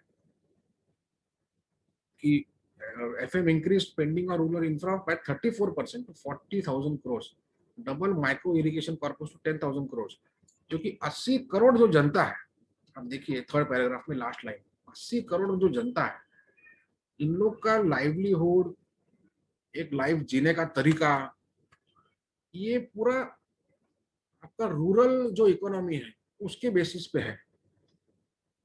एंड वो पूरा का पूरा जो है आपका एफएमसीजी को चला रहा है। आपने ये पैंडेमिक कोविड का जो लॉकडाउन में अगर आपने देखा रहा है कि भाई बड़े बड़े शहरों में काफी इम्पैक्ट हुआ था, ऑल्दो एफएमसीजी रिलेटेड जो इसेंशियल एफएमसीजी है वो तो जनता ने खरीदा ही है, मतलब ब्रेड एंड ऑल दैट, जो बटर और ये सब चीज तो जनता ने खरीदा ही है, लेकिन उसमें थोड़ा फ्रूगल हो गए थे शुरुआत में कि भाई जबरदस्ती की जो है चीजें हम लोग को नहीं लेना है, जो बेसिक रिक्वायरमेंट है उसी का बात करना है, क्योंकि ये पैंडेमिक नया नया स्टार्ट हुआ था, नया नया लॉकडाउन स्टार्ट हुआ था, सब डरे हुए थे, जॉब लॉसेस ये वो पता नहीं क्या होगा, तो वो टाइम पे इन लोग को बचाया है रूरल। एफएमसीजी कंपनीज का जो शानदार रिजल्ट्स आए हैं, एचयूएल, नेस्ले, इन लोग को रूरल इंडिया बचाया है, क्योंकि वहां पे इतना हाहाकार नहीं था from the Covid point of view. So this rural spending and all that directly जो है नहीं, लेकिन इनडायरेक्टली वो उनको हेल्प करेगा।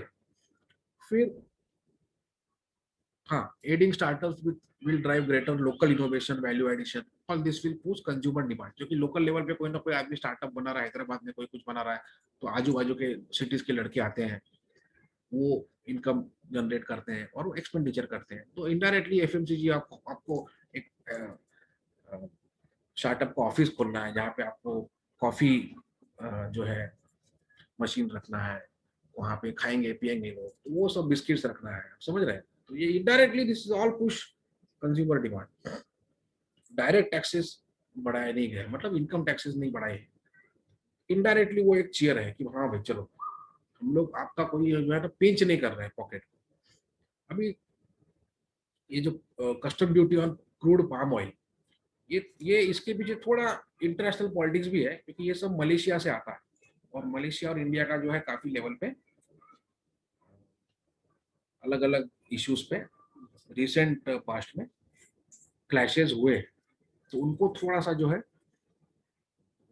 बाय मनी रिलेटेड थोड़ा सा उनको झटका देने के लिए ये सब किया गया है, तो थोड़ा सा निगेटिव है एक्चुअल सब के लिए। और ये no tax benefit on depreciation of goodwill, अभी जो रिसेंटली जीएसके का एक्विजिशन हुआ था, तो वो अपसाइड होगा, ये होगा वो होगा, तो वो जो है निकल गया है बात टॉपिक से, इसलिए ये थोड़े से ठंडे हैं स्टॉक्स अभी, बिकॉज ऑफ दिस टू। जैसा आपका आईसीआईसीआई प्रो आपने देखा रहेगा, नहीं चल पा रहे हैं, क्योंकि ऑल्दो एफडीआई हाइक का बात हुआ है, लेकिन उसके अगेंस्ट यूलिप का बड़ा निगेटिव आ गया। वैसा यहाँ पे ये custom duty on crude palm oil और no tax benefit on depreciation of goodwill, ये थोड़ा इनको थोड़ा अभी दबा के रख रहा है, लेकिन overall it's positive only for FMCG. अभी ये जो सिटी गैस डिस्ट्रिक्ट में अदानी गैस का बात कर रहा हूँ, so government will add more than 100 more district to city gas distribution. तो एक जमाना था कि सिर्फ मुंबई और दिल्ली में ही आपको जो है सीएनजी मिलता था, बाकी सब जगह एलपीजी का जो है बोलबाला था, और एलपीजी इज वेरी डेंजरस, क्योंकि जो एलपीजी होता है it is heavier than air.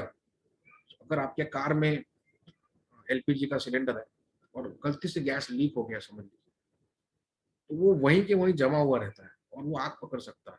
और जो ये है नेचुरल गैस है, it is lighter than air. अगर वो लीक होता है तो वो उड़ जाता है, वहां जमा नहीं होता है।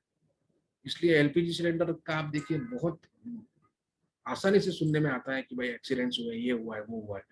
लेकिन नेचुरल गैस में बहुत रेयरली, ना के बराबर सुनने में आता है, अनलेस आपने इलीगली तरीके से कोई किट लगाई है। जैसे अभी मुंबई में एक दो जगह, दिल्ली में एक दो जगह हुआ है कि भाई कोई मिनी बस था, उसमें ब्लास्ट हो गया, उसमें सीएनजी लगा हुआ, बाद में पता चला कि वो इलीगल तरीके से सीएनजी किट लगाया गया था। तो ये दिस इज वेरी गुड। और जैसा आपको बताया गया कि भाई पेट्रोल एलएनजी इसके अंदर है, उस पर आप नजर रखिए। और रास गैस जो है, कतार, कतार जो है वो दुनिया का, और बहरीन, ये बहरीन तो काफी छोटा है, लेकिन कतार दुनिया का जो है गैस का हब है। It is the Saudi Arabia of gas. बहुत ज्यादा इनके पास गैस है। और जो वहाँ का गवर्नमेंट का कंपनी, जैसे हम लोग के ओएनजीसी है, वैसे वहाँ पे रास गैस है, आरएएस, रास गैस कतार। उसके साथ अपना जो पीएम मोदी जी है, वो वहां पे जाके खुद होके अपने रिप्रेजेंटेटिव भेज के इतना जबरदस्त डील इन लोग कर लिए हैं। और ये डील तब किए थे जब prices were very high LNG के।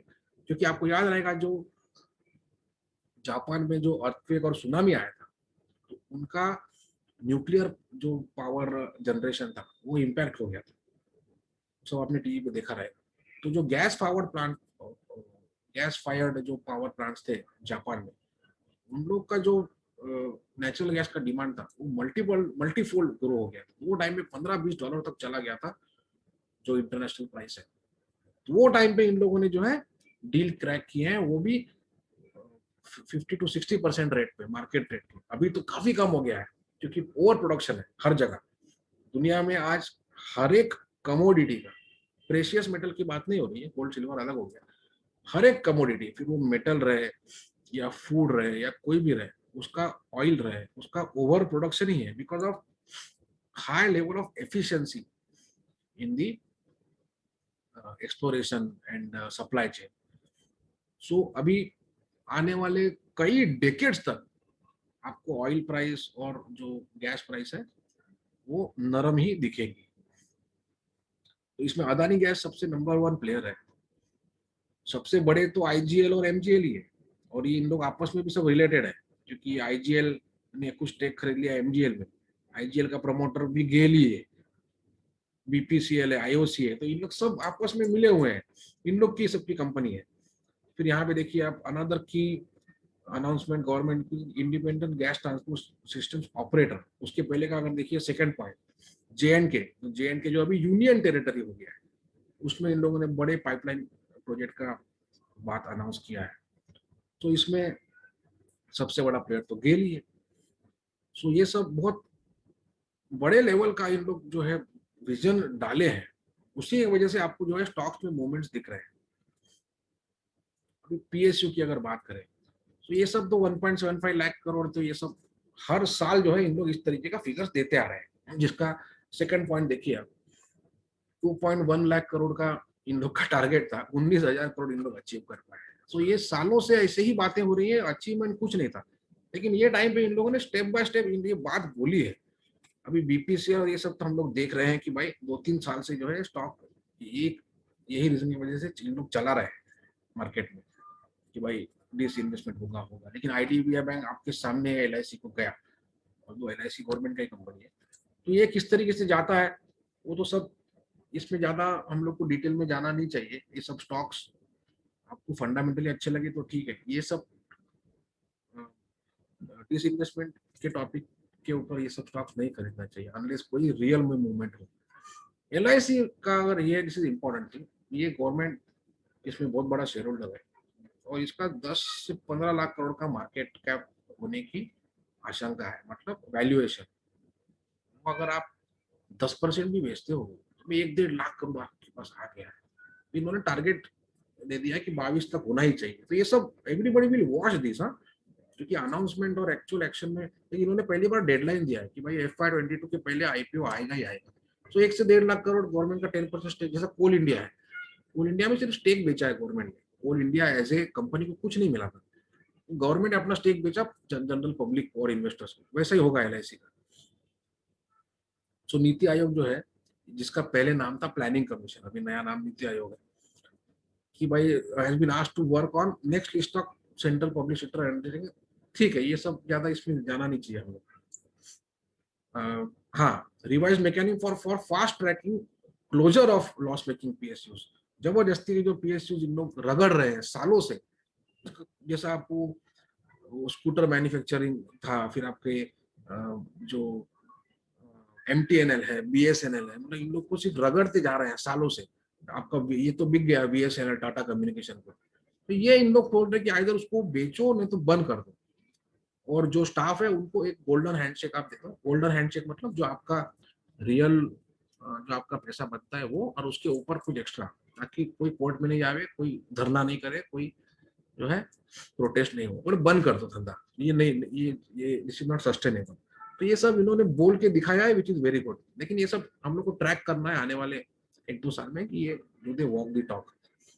सेकंड लास्ट पॉइंट बहुत इंपॉर्टेंट है, मोनेटाइज लैंड्स। अभी आप एमटीएनएल की अगर बात करें, बड़े बड़े शहरों में, मतलब 2 ही शहरों में, ये बॉम्बे और दिल्ली 2 ही जगह, इन लोग का प्राइम लोकेलिटी में इन लोग के हंड्रेड्स ऑफ एकर्स की लैंड है। इन लोग के खुद के बड़े बड़े स्टाफ के कॉलोनीज है, वो भी बड़े बड़े एकर्स में और प्राइम लोकेलिटी में।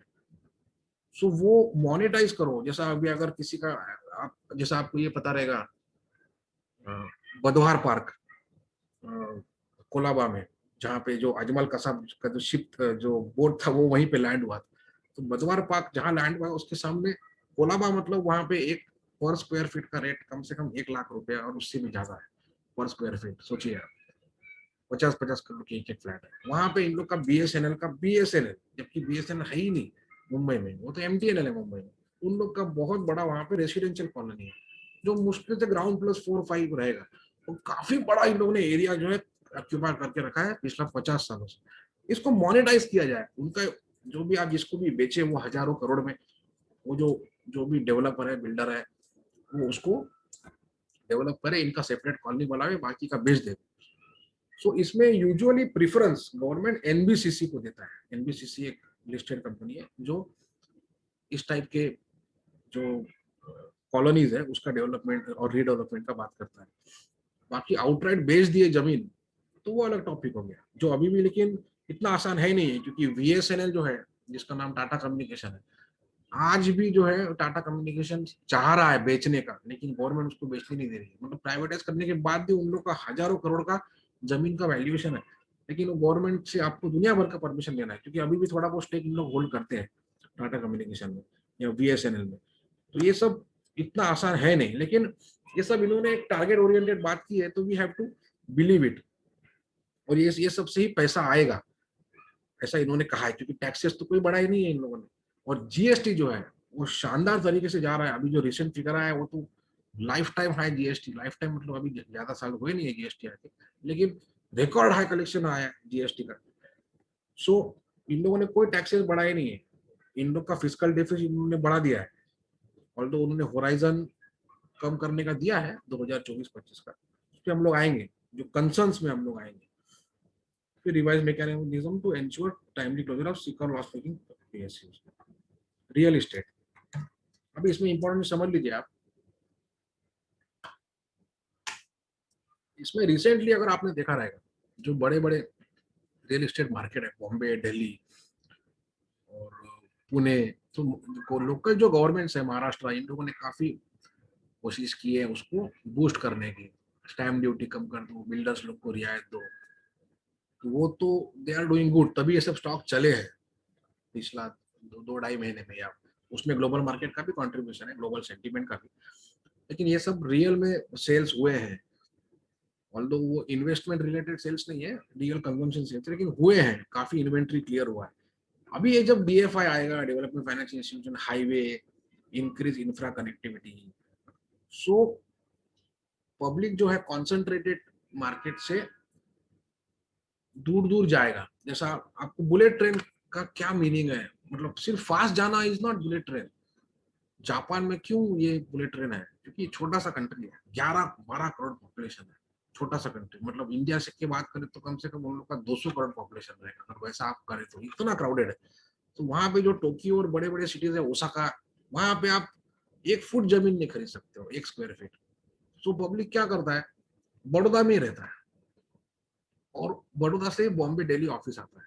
तो कैसा पॉसिबल है? बुलेट ट्रेन, इसलिए बुलेट ट्रेन बनाया गया है जापान में, कि आप, अभी हम लोग क्या करते हैं, कितने लोग होंगे जो बड़ौदा में रहते हैं, जो पुणे में जिनका परिवार है वहीं बड़े हुए हैं, लेकिन मुंबई में आके रहते हैं, 50-50 हजार रुपए रेंट भर रहे हैं, क्योंकि आपको आने जाने में 3-3 4-4 घंटा वन साइड लग जाएगा या उससे भी ज्यादा लग जाए। तो बुलेट ट्रेन में आदमी 1-1.5 घंटे में पहुंच जाएगा। उतना ही टाइम तो लगता है यहाँ से मुंबई में, अगर आप बात करें बोरीवली से चर्च गेट जाने में। तो बुलेट ट्रेन का ये फंडा है।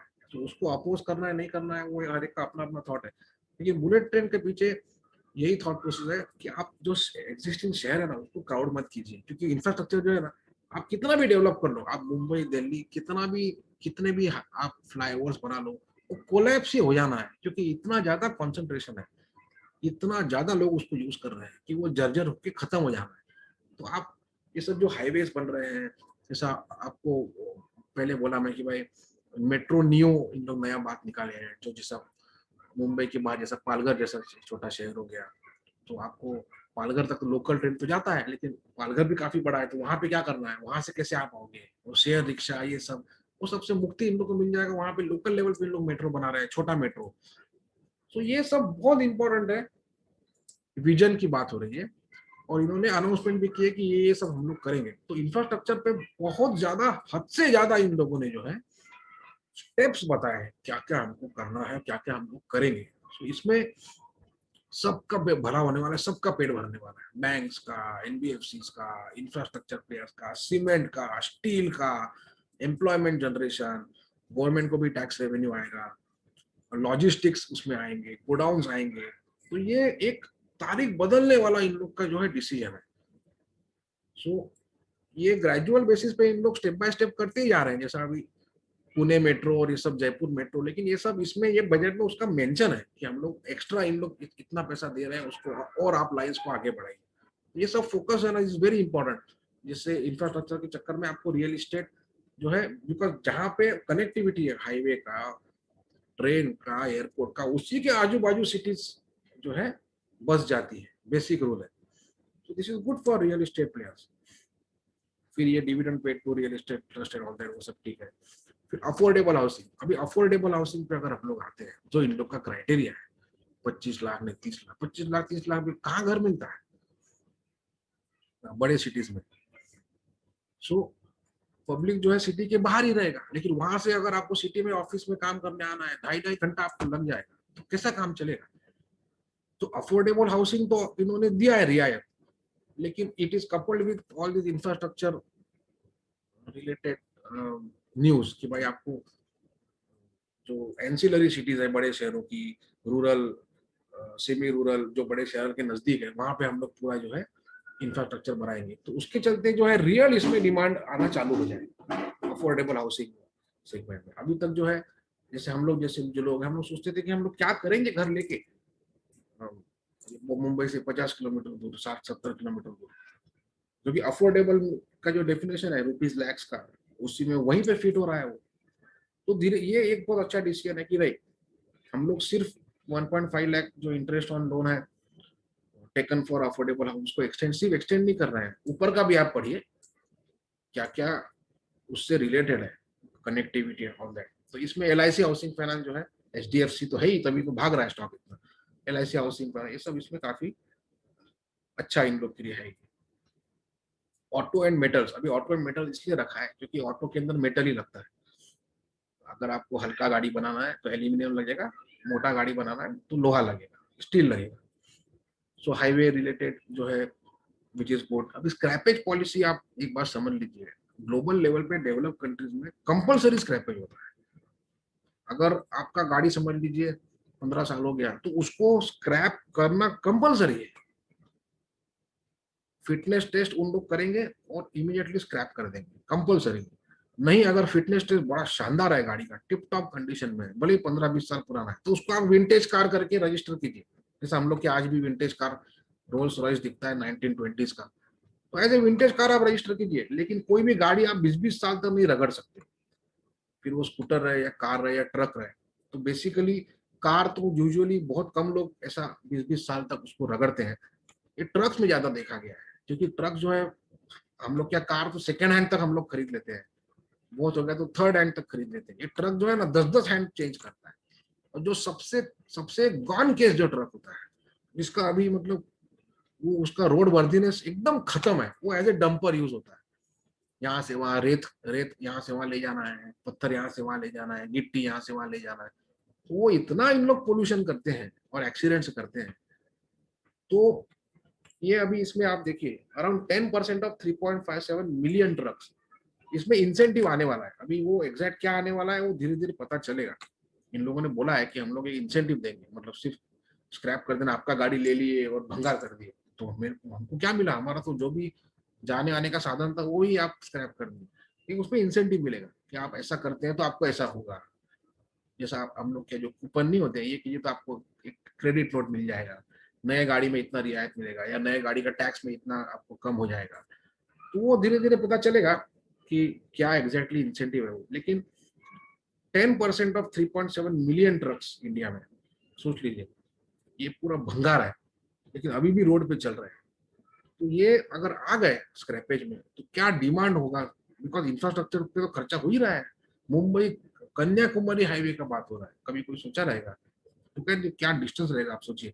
यूएस में है इस टाइप के हाईवे, कंटिन्यूस हाईवे। जैसा आपको अगर मुंबई से बैंगलोर जाना है तो कंटिन्यूस हाईवे नहीं है, मुंबई पुणे एक अलग हाईवे है, पुणे सोलापुर अलग हाईवे है, सोलापुर अलग, वहां पे एक कंटिन्यूस हाईवे है। जैसा अभी मुंबई नागपुर बन रहा है कंटिन्यूस हाईवे।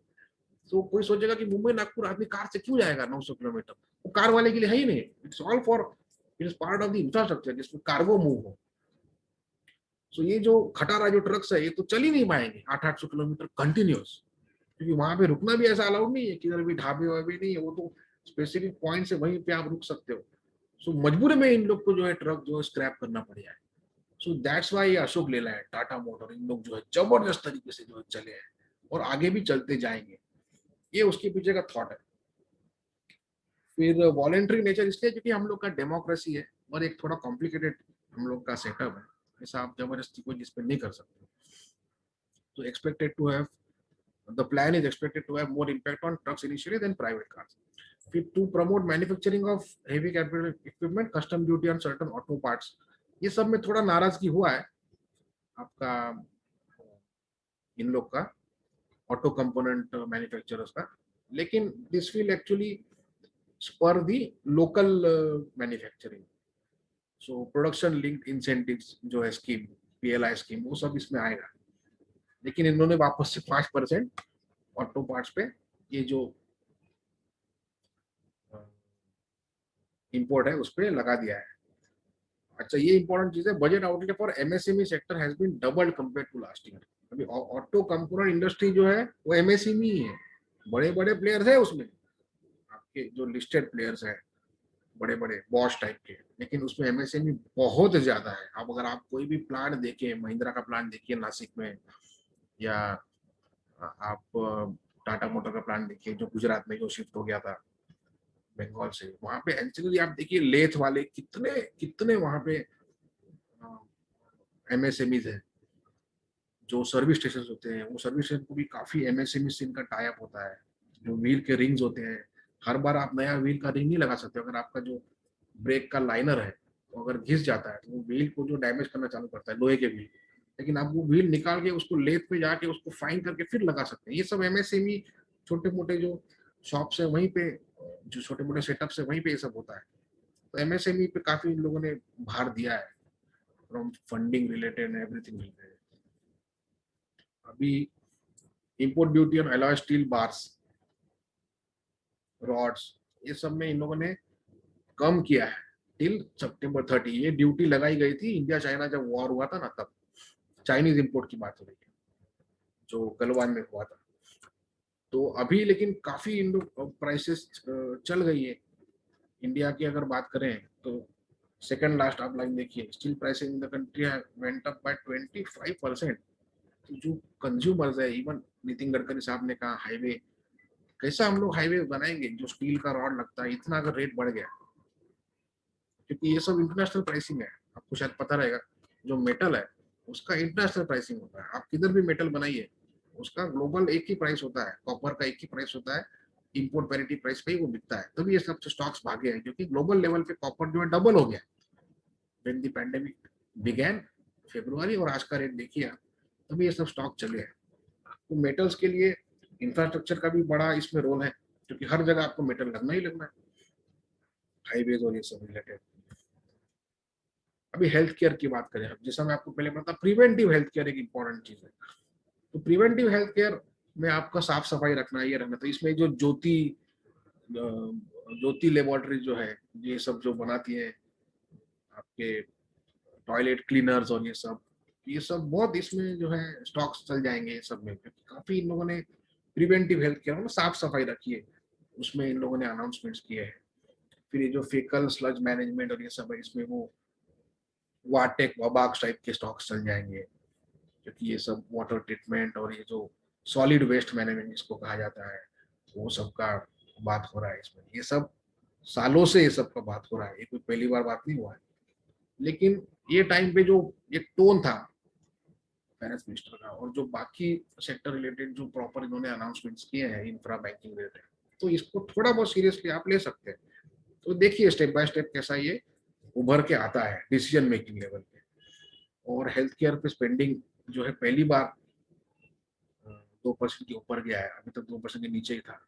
फिर ये सब तो अनाउंसमेंट है, स्वच्छ भारत योजना, इसमें आपका वो ये देखिए लास्ट लाइन पढ़िए, under national health mission support for rural and urban health and wellness centres will be provided. तो इसमें आपके डॉक्टर लाल पैथ लैब्स, ये सब इन लोग को एंगेज करना ही पड़ेगा, मेट्रोपोलिस, क्योंकि इन लोग अपने आप को प्रोफेशनली प्रूव कर चुके हैं, जीरो से आप स्टार्ट नहीं कर सकते हो, तो इन्हीं को अप्रोच करना पड़ेगा। यही लोग जाके गांव गांव में जाके अपने लेवल पे ये सब सेटअप करेंगे प्रिवेंटिव हेल्थ केयर। जैसा आपको अगर शुगर टेस्ट करना है, कोई यूरिन टेस्ट करना है, तो आप क्या उल्टी होने के बाद थोड़ी टेस्ट करेंगे, आपको कुछ लग रहा है तो पहले ही टेस्ट करेंगे और उसके पहले ही आप दवाई ले लेंगे, that is called preventive health care.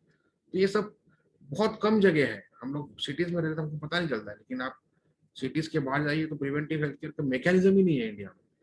सो ये सब this is very good from the hospital, जिस अपोलो हॉस्पिटल, ये सब जो स्टॉक्स है, नारायण रुदयालय, वो सब स्टॉक्स है, इनके लिए अच्छा है ये जो लेबोरेटरी वाले स्टॉक्स है। सीमेंट पे तो ज्यादा बोलने की जरूरत नहीं, क्योंकि इंफ्रास्ट्रक्चर का ही पूरा खेल है, और 11% जो है डिमांड सीमेंट का बढ़ेगा, although the base is low.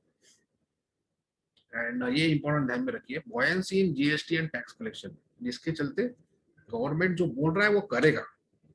पहले कैसा होता था कि गवर्नमेंट के पास पैसा कुछ है ही नहीं, आपका करेंसी कन्वर्टेबल है ही नहीं, फिजिकल डेफिसिट का आपको डर है क्योंकि आपका रेटिंग डाउनग्रेड हो जाएगा, और बातें आप बड़ी बड़ी करते जा रहे हैं, हम ये कर देंगे वो कर देंगे। लेकिन अभी तो जीएसटी जो है रिकॉर्ड कलेक्शन है, टैक्स के भी कलेक्शन जो हम लोग को लगा था कोविड के टाइम पे कि तो कोलैप्स हो जाएगा, वैसा नहीं हुआ। तो ये सब जो गवर्नमेंट ने विजन दिया है एक्सपेंडिचर का, इंफ्रास्ट्रक्चर का, वो थोड़ा बहुत बिलीवेबल लग रहा है। तो सीमेंट, और जो सीमेंट के सब स्टॉक चल गए हैं, लेकिन ये मार्केट ऐसा है जो लिक्विडिटी ड्रिवन है, इसमें कोई अपर लिमिट होता नहीं है। सो जब जब आपको डिप मिलता है तो इसमें आप you can start investing as a monthly SIP kind of thing, एक साथ ही एक ही दिन में सब नहीं खरीद लेना, क्योंकि आपको डिप मिलते जाएंगे। लिक्विडिटी ड्रिवन मार्केट है, जिसमें आपको 31 अगस्त में कैसा एक क्रैश आया था, या 21 दिसंबर को एक क्रैश आया था, या अभी लास्ट वीक्स में जो आपका एक पूरा हफ्ता भर मार्केट गिरा, इस तरह के आपको मिलते जाएंगे बाइंग अपॉर्चुनिटीज। तो डिप्स में आपको बाय करना है, ना कि पीक में बाय करना है। टेक्सटाइल्स, 7 मेगा टेक्सटाइल पार्क्स, ये सब अनाउंसमेंट्स है, अभी पता नहीं ये कितना बिलीवेबल है ये, लेकिन इसमें ये आप नजर रख सकते हैं रेमंड, ट्राइडन, अरविंद को। क्योंकि जैसा मैं आपको पहले कहा कि गवर्नमेंट के पास पैसा है, और इन लोगों ने ये भी बताया है कि हम लोग बोरिंग भी बढ़ाएंगे, हम लोग फिजिकल डेफिसिट भी रिलैक्स कर देंगे, एवरीथिंग वी विल डू, और हम लोग ये खर्चा भी करेंगे। तो बिलीवेबल लग रहा है ये टाइम पे, सिर्फ अनाउंसमेंट नहीं लग रही। कंज्यूमर ड्यूरेबल की बात करते हैं, अभी इन्होंने क्या किया है, जो कंप्रेसर लगते हैं फ्रिज में और एसी में, आपको ठंडा रखना है तो कंप्रेसर चाहिए, ये सब इंपोर्ट होता है इंडिया में। तो इस पे इन लोगों ने पीसीबी, इस सब पे इन लोगों ने इंपोर्ट ड्यूटी, कस्टम ड्यूटी बढ़ा दी है। तो लोकल जो प्लेयर्स हैं, अंबर, डिक्सॉन, फिर आपका ये हेवल्स, वोल्टास, इन लोग के लिए अच्छा है, क्योंकि इनका कंपटीशन थोड़ा कम होगा। अभी वोल्टास देखिए स्टॉक कैसा भाग रहा है, क्योंकि ये सब जो इंपोर्ट हो रहा है अलग अलग ब्रांड्स के, सब एलजी, सैमसंग रिलेटेड, वो मतलब this is kind of production linked एक इंसेंटिव कह सकते हैं इसमें कि भाई चलो आपके लिए हम लोकल मैन्युफैक्चरर आपको वोल्टास, आपको ये बेनिफिट है, तो मेक इन इंडिया का एक पार्ट है ये। दैट्स वाई ये सब स्टॉक्स चल रहे हैं। गोल्ड सिल्वर का आई थिंक अपना बात हुआ है कि भाई बहुत ज्यादा इंटरनेशनल प्राइसेस चल रहे हैं, तो परसेंटेज ऑफ ड्यूटी कम करना चाहिए ताकि जो इनिशियली इनका टारगेट था वो टारगेट मेंटेन रहे, नुकसान नहीं हो गवर्नमेंट को। अभी एक ग्लोबल का हम लोग इस पे आते हैं।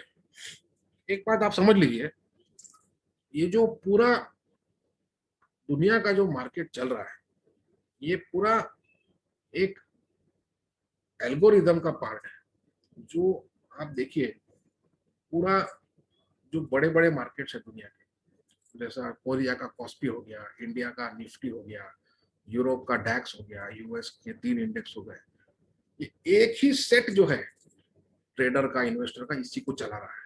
तो ये वही मॉर्गन स्टैनली है जो आपको ये सब मार्केट में दिखेगा, ये वही क्रेडिट स्विस है, वही स्टैंडर्ड चार्टर्ड, ये पूरा का पूरा ग्लोबल सिनेरियो है। सो अगर आप बजट के एक दिन पहले, मतलब एक वर्किंग डे पहले, फ्राइडे का आप हालत देखते थे मार्केट का, सो कोई भी आप टेक्निकल एनालिस्ट या कोई भी बोलता था कि ब्रेकडाउन हो गया है, यहाँ से जो है मार्केट टूट जाता है।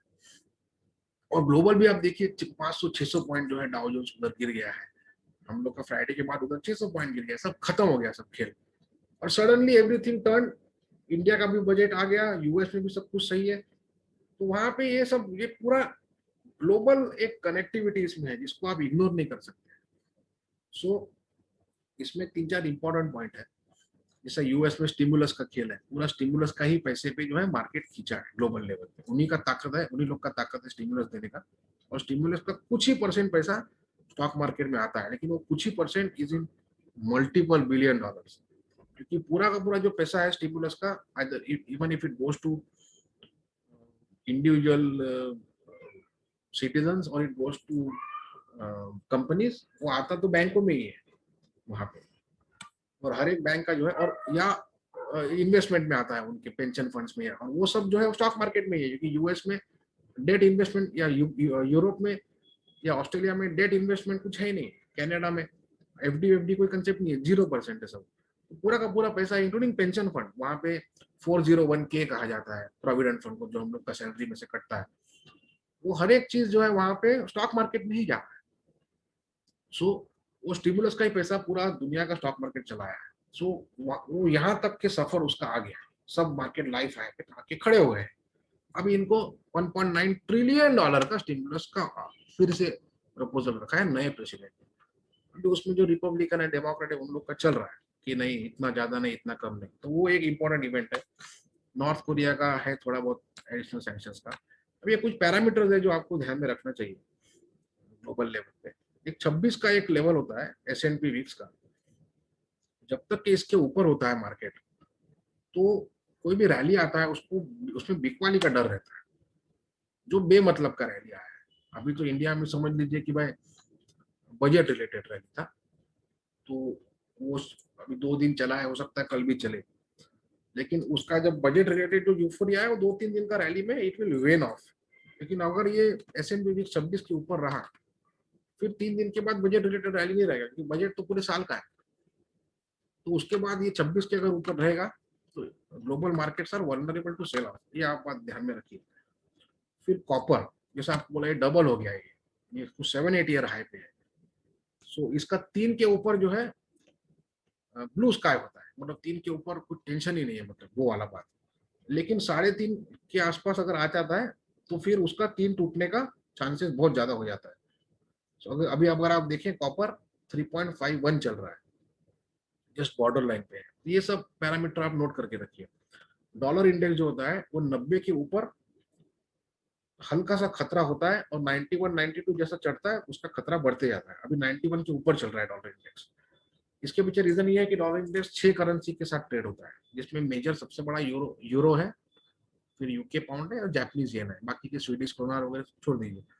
तो यूरोप में जो लॉकडाउन और ये सब जो चल रहा है, उसके चलते वो यूरो जो है वो कोलैप्स होते जा रहा है, उसकी वजह से डॉलर भागते जा रहा है। और जैसा जैसा डॉलर ऊपर जाता है वैसे वैसा कमोडिटी जो है उसका प्राइसेस गिरना चालू हो जाता है।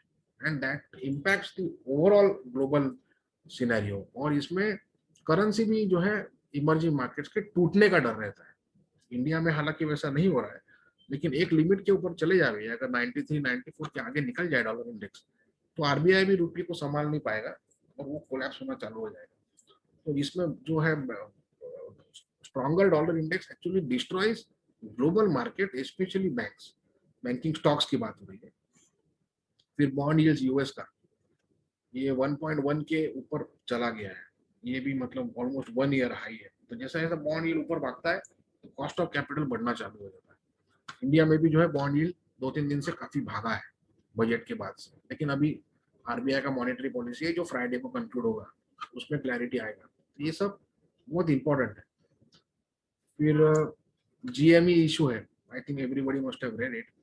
वहाँ पे यूएस में एक जीएमई नाम का गेम स्टॉक नाम का स्टॉक है, सम 100 मतलब फ्यू $100 मिलियन का उसका मार्केट कैप था। उसमें कुछ है बड़े बड़े हेज फंड शॉर्ट करके बैठ गए थे और रिटेल इन्वेस्टर्स ने उसको बाय करना चालू किया। अपर सर्किट उसमें लगते गए, अपर सर्किट नहीं मतलब हम लोग की लैंग्वेज में अपर सर्किट, यूएस में अपर सर्किट होता नहीं, 50-50% वो ऊपर जाने लगा और 17-18 रुपए का 400 रुपए हो गया। तो उसके चलते जो बड़े बड़े स्टैब्लिश हेज फंड्स थे उनके बिलियंस ऑफ डॉलर्स के लॉसेस हो गए। तो उसके चलते उन लोग के जो रियल इन्वेस्टमेंट है अच्छे स्टॉक्स में, वो बेचने का नौबत आ गया था टू कवर दिस लॉस। तो उसी की वजह से ये पिछला एक हफ्ते में मार्केट गिरा है। तो अभी जीएमई अगर देखें तो थोड़ा बहुत स्टेबलाइज हुआ है और जो हेज फंड्स है उन लोगों ने, जो मॉब है ये जीएमई का, इसको डिफ्लेक्ट करने में इन लोग सक्सेसफुल रहे। इन लोगों ने मॉब में फूड डाल दिए और कुछ सिल्वर में डाइवर्ट कर दिए और कुछ गेम स्टॉक का भी आप देखिए 133 हो गया 400 रुपए का। तो ये इशू है, टू मच ऑफ लिक्विडिटी की वजह से ये सब इश्यूज आते हैं। तो too much of liquidity is good for the market, जो हमको आज मार्च के बाद यहाँ तक बचा के लाया है। ग्लोबल मार्केट्स की बात हो रही है और हमारे भी सबके म्यूचुअल फंड्स और स्टॉक के इन्वेस्टमेंट्स हैं, वो भी हमको यहाँ तक बचा के लाया है। ग्लोबल जो स्टिमुलस और लिक्विडिटी मार्केट में आया है, लेकिन उसके कुछ रिपरकेशन भी है, जैसा टू मच ऑफ लिक्विडिटी, तो ये मॉब लेवल पे गड़बड़ भी होता है। सो अगर निफ्टी की बात करें, coming to the point, so Nifty या इंडियन स्टॉक मार्केट ने इसीलिए ये बजट को एक थम्स अप दिया है, सेलिब्रेशन दिया है, क्योंकि पहले पोजिशनिंग बहुत वीक था निफ्टी का कि भाई कोई हमको उम्मीद है नहीं, ग्लोबल मार्केट भी उस टाइप से वीक थे एंड मार्केट यही एक्सपेक्ट कर रहा था कि भाई आप निगेटिव कुछ मत बोलो, भले आपका बजट का स्पीच शुरू हो जाए और स्पीच खत्म हो जाए, हमको कोई तकलीफ नहीं है। लेकिन उससे ज्यादा इन लोग को मिला है। निगेटिव तो बात हुआ ही नहीं है, डायरेक्ट टैक्सेस बड़े नहीं है, सिगरेट टैक्सेस जो है आईटीसी बहुत बड़ा कंपोनेंट है निफ्टी का, उसका बात नहीं हुआ है कोई टैक्स कम करने का, टैक्स बढ़ाने का। और इन्होंने बोरोइंग के सब लिमिट्स बढ़ा दिए हैं, फिस्कल डेफिसिट इन्होंने रिलैक्स कर दिया है। तो ये सब गवर्नमेंट ने जो डिसीजन लिए हैं, बजट में जो अनाउंसमेंट्स किए हैं, it looks very good, believable, that's why the markets celebrated. तो अभी निफ्टी में और कम से कम 200-300 पॉइंट का अपसाइड हमको दिखता है। तो जो डिक्लाइन अगर आपको मिलता है तो आपको बाय करना है। कंसर्न्स क्या है इसमें, जैसा ये higher than expected 164 billion borrowing plan, ये जो मूडीज रेटिंग एजेंसी है, इसने इसमें रेड फ्लैग कर दिया है। उसने बोल दिया कि भाई ये सब बहुत आपका हद से ज्यादा बोरोइंग प्लान है गवर्नमेंट लेवल पे, और फिजिकल डिफिसिट आपका जैसे यूएस का हमने आपको बताया कि 17.9% है, लेकिन वहां पे कोई रेटिंग एजेंसी का हिम्मत नहीं है ये सब बात करने का। लेकिन हम लोग क्या 4 का 9 हो गया तो इन लोग जो है इनके कान खड़े हो गए, क्योंकि हम लोग का कन्वर्टिबल करेंसी है नहीं और हमारे फिस्कल स्टिमुलस का एक लिमिट है और हम लोग को we are at mercy of this rating agencies. तो ये बहुत बड़ा थ्रेट है, जो रेटिंग एजेंसीज है वो इतना आसानी से जो है मानने वाली है नहीं। इनिशियली जैसा बजट का स्पीच हुआ, बजट एंड हुआ, जो इवनिंग में लोग आपस में इकोनॉमिक्स डिस्कस कर रहे थे, वो टाइम पे ऐसा बात होता कि इंडिया को सोवरिंग रेटिंग अपग्रेड मिल जाएगा एंड यूफोरिक रिएक्शन मार्केट में देखने मिला। कल भी मिला, आज भी मिला, हो सकता है कल भी टुमारो भी देखने मिले या नहीं मिले, वो ग्लोबल मार्केट्स के ऊपर है, क्योंकि 2-3 दिन में यूजुअली ये इवेंट रिलेटेड जो स्पाइक या फॉल है वो ठंडा हो जाता है। तो सोवरिन रेटिंग इतना आसानी से इन लोग मानने वाले हैं नहीं। तो ये एक थोड़ा सा आप बैक ऑफ द माइंड ध्यान में रखिए, क्योंकि यूफोरिया में ना बदल जाए। Positivity in the market is good, but it should not turn into euphoria.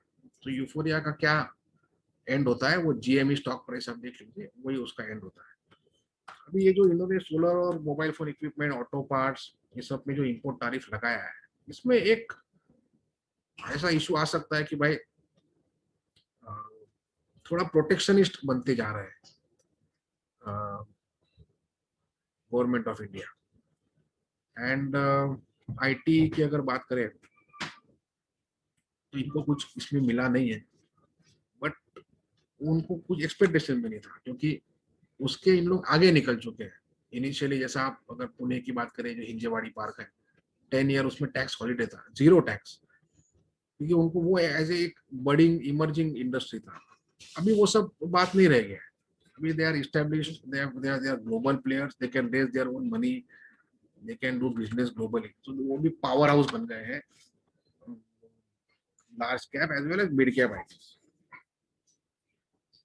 So farm sector की अगर बात करें तो यहाँ पे जैसा मैं आपको पहले बोला कि क्रिटिसिज्म हो सकता है कि भाई आपका फार्मर का डायरेक्ट बात नहीं हुआ, फार्मिंग एग्रीकल्चर रिलेटेड डायरेक्ट बात नहीं हुआ। लेकिन जो एग्रीकल्चर इंफ्रास्ट्रक्चर इन्होंने एक्सेस लगाया है, फिर माइक्रो इरिगेशन का जो जो बात किया है, so all that they have plan to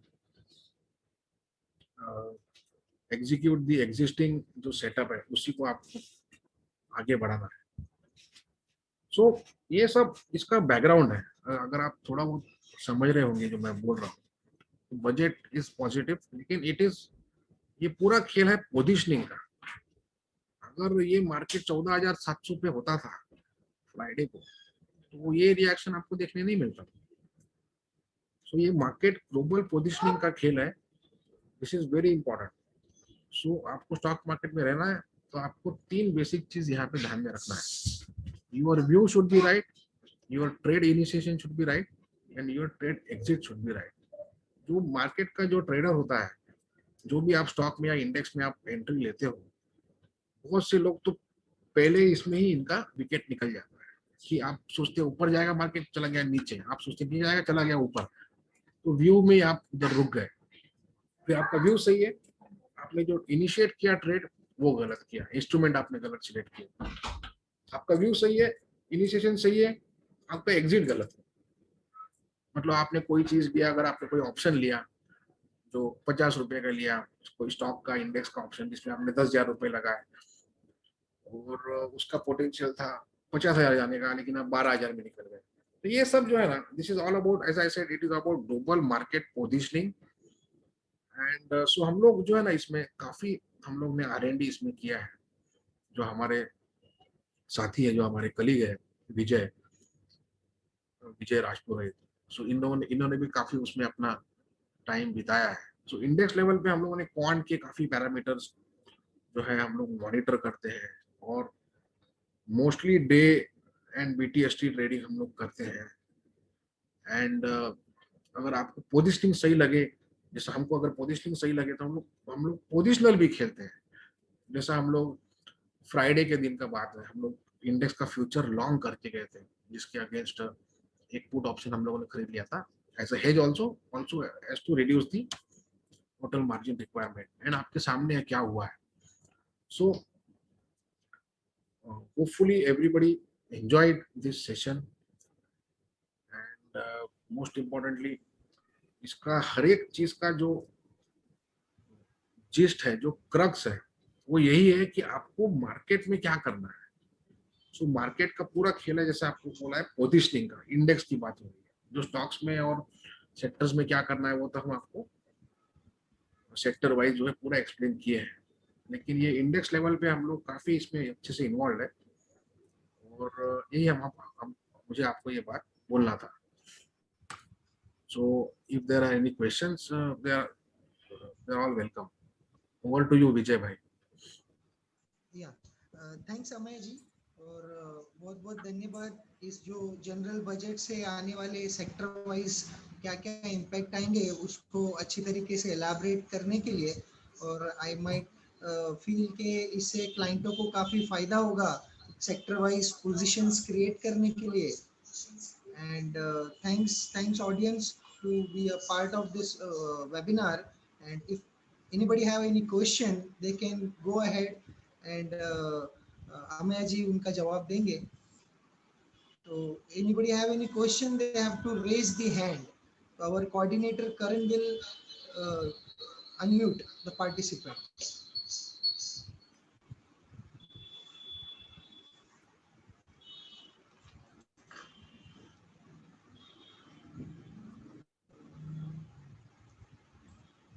Okay. If any further inquiries required for any participant, they can contact us on my mobile number is given below. Yeah, 8779410350. Yeah, thanks to all and have a nice great day ahead. Thank you, Yeah, everyone. thanks Amal. Yeah, bye bye. Bye everyone.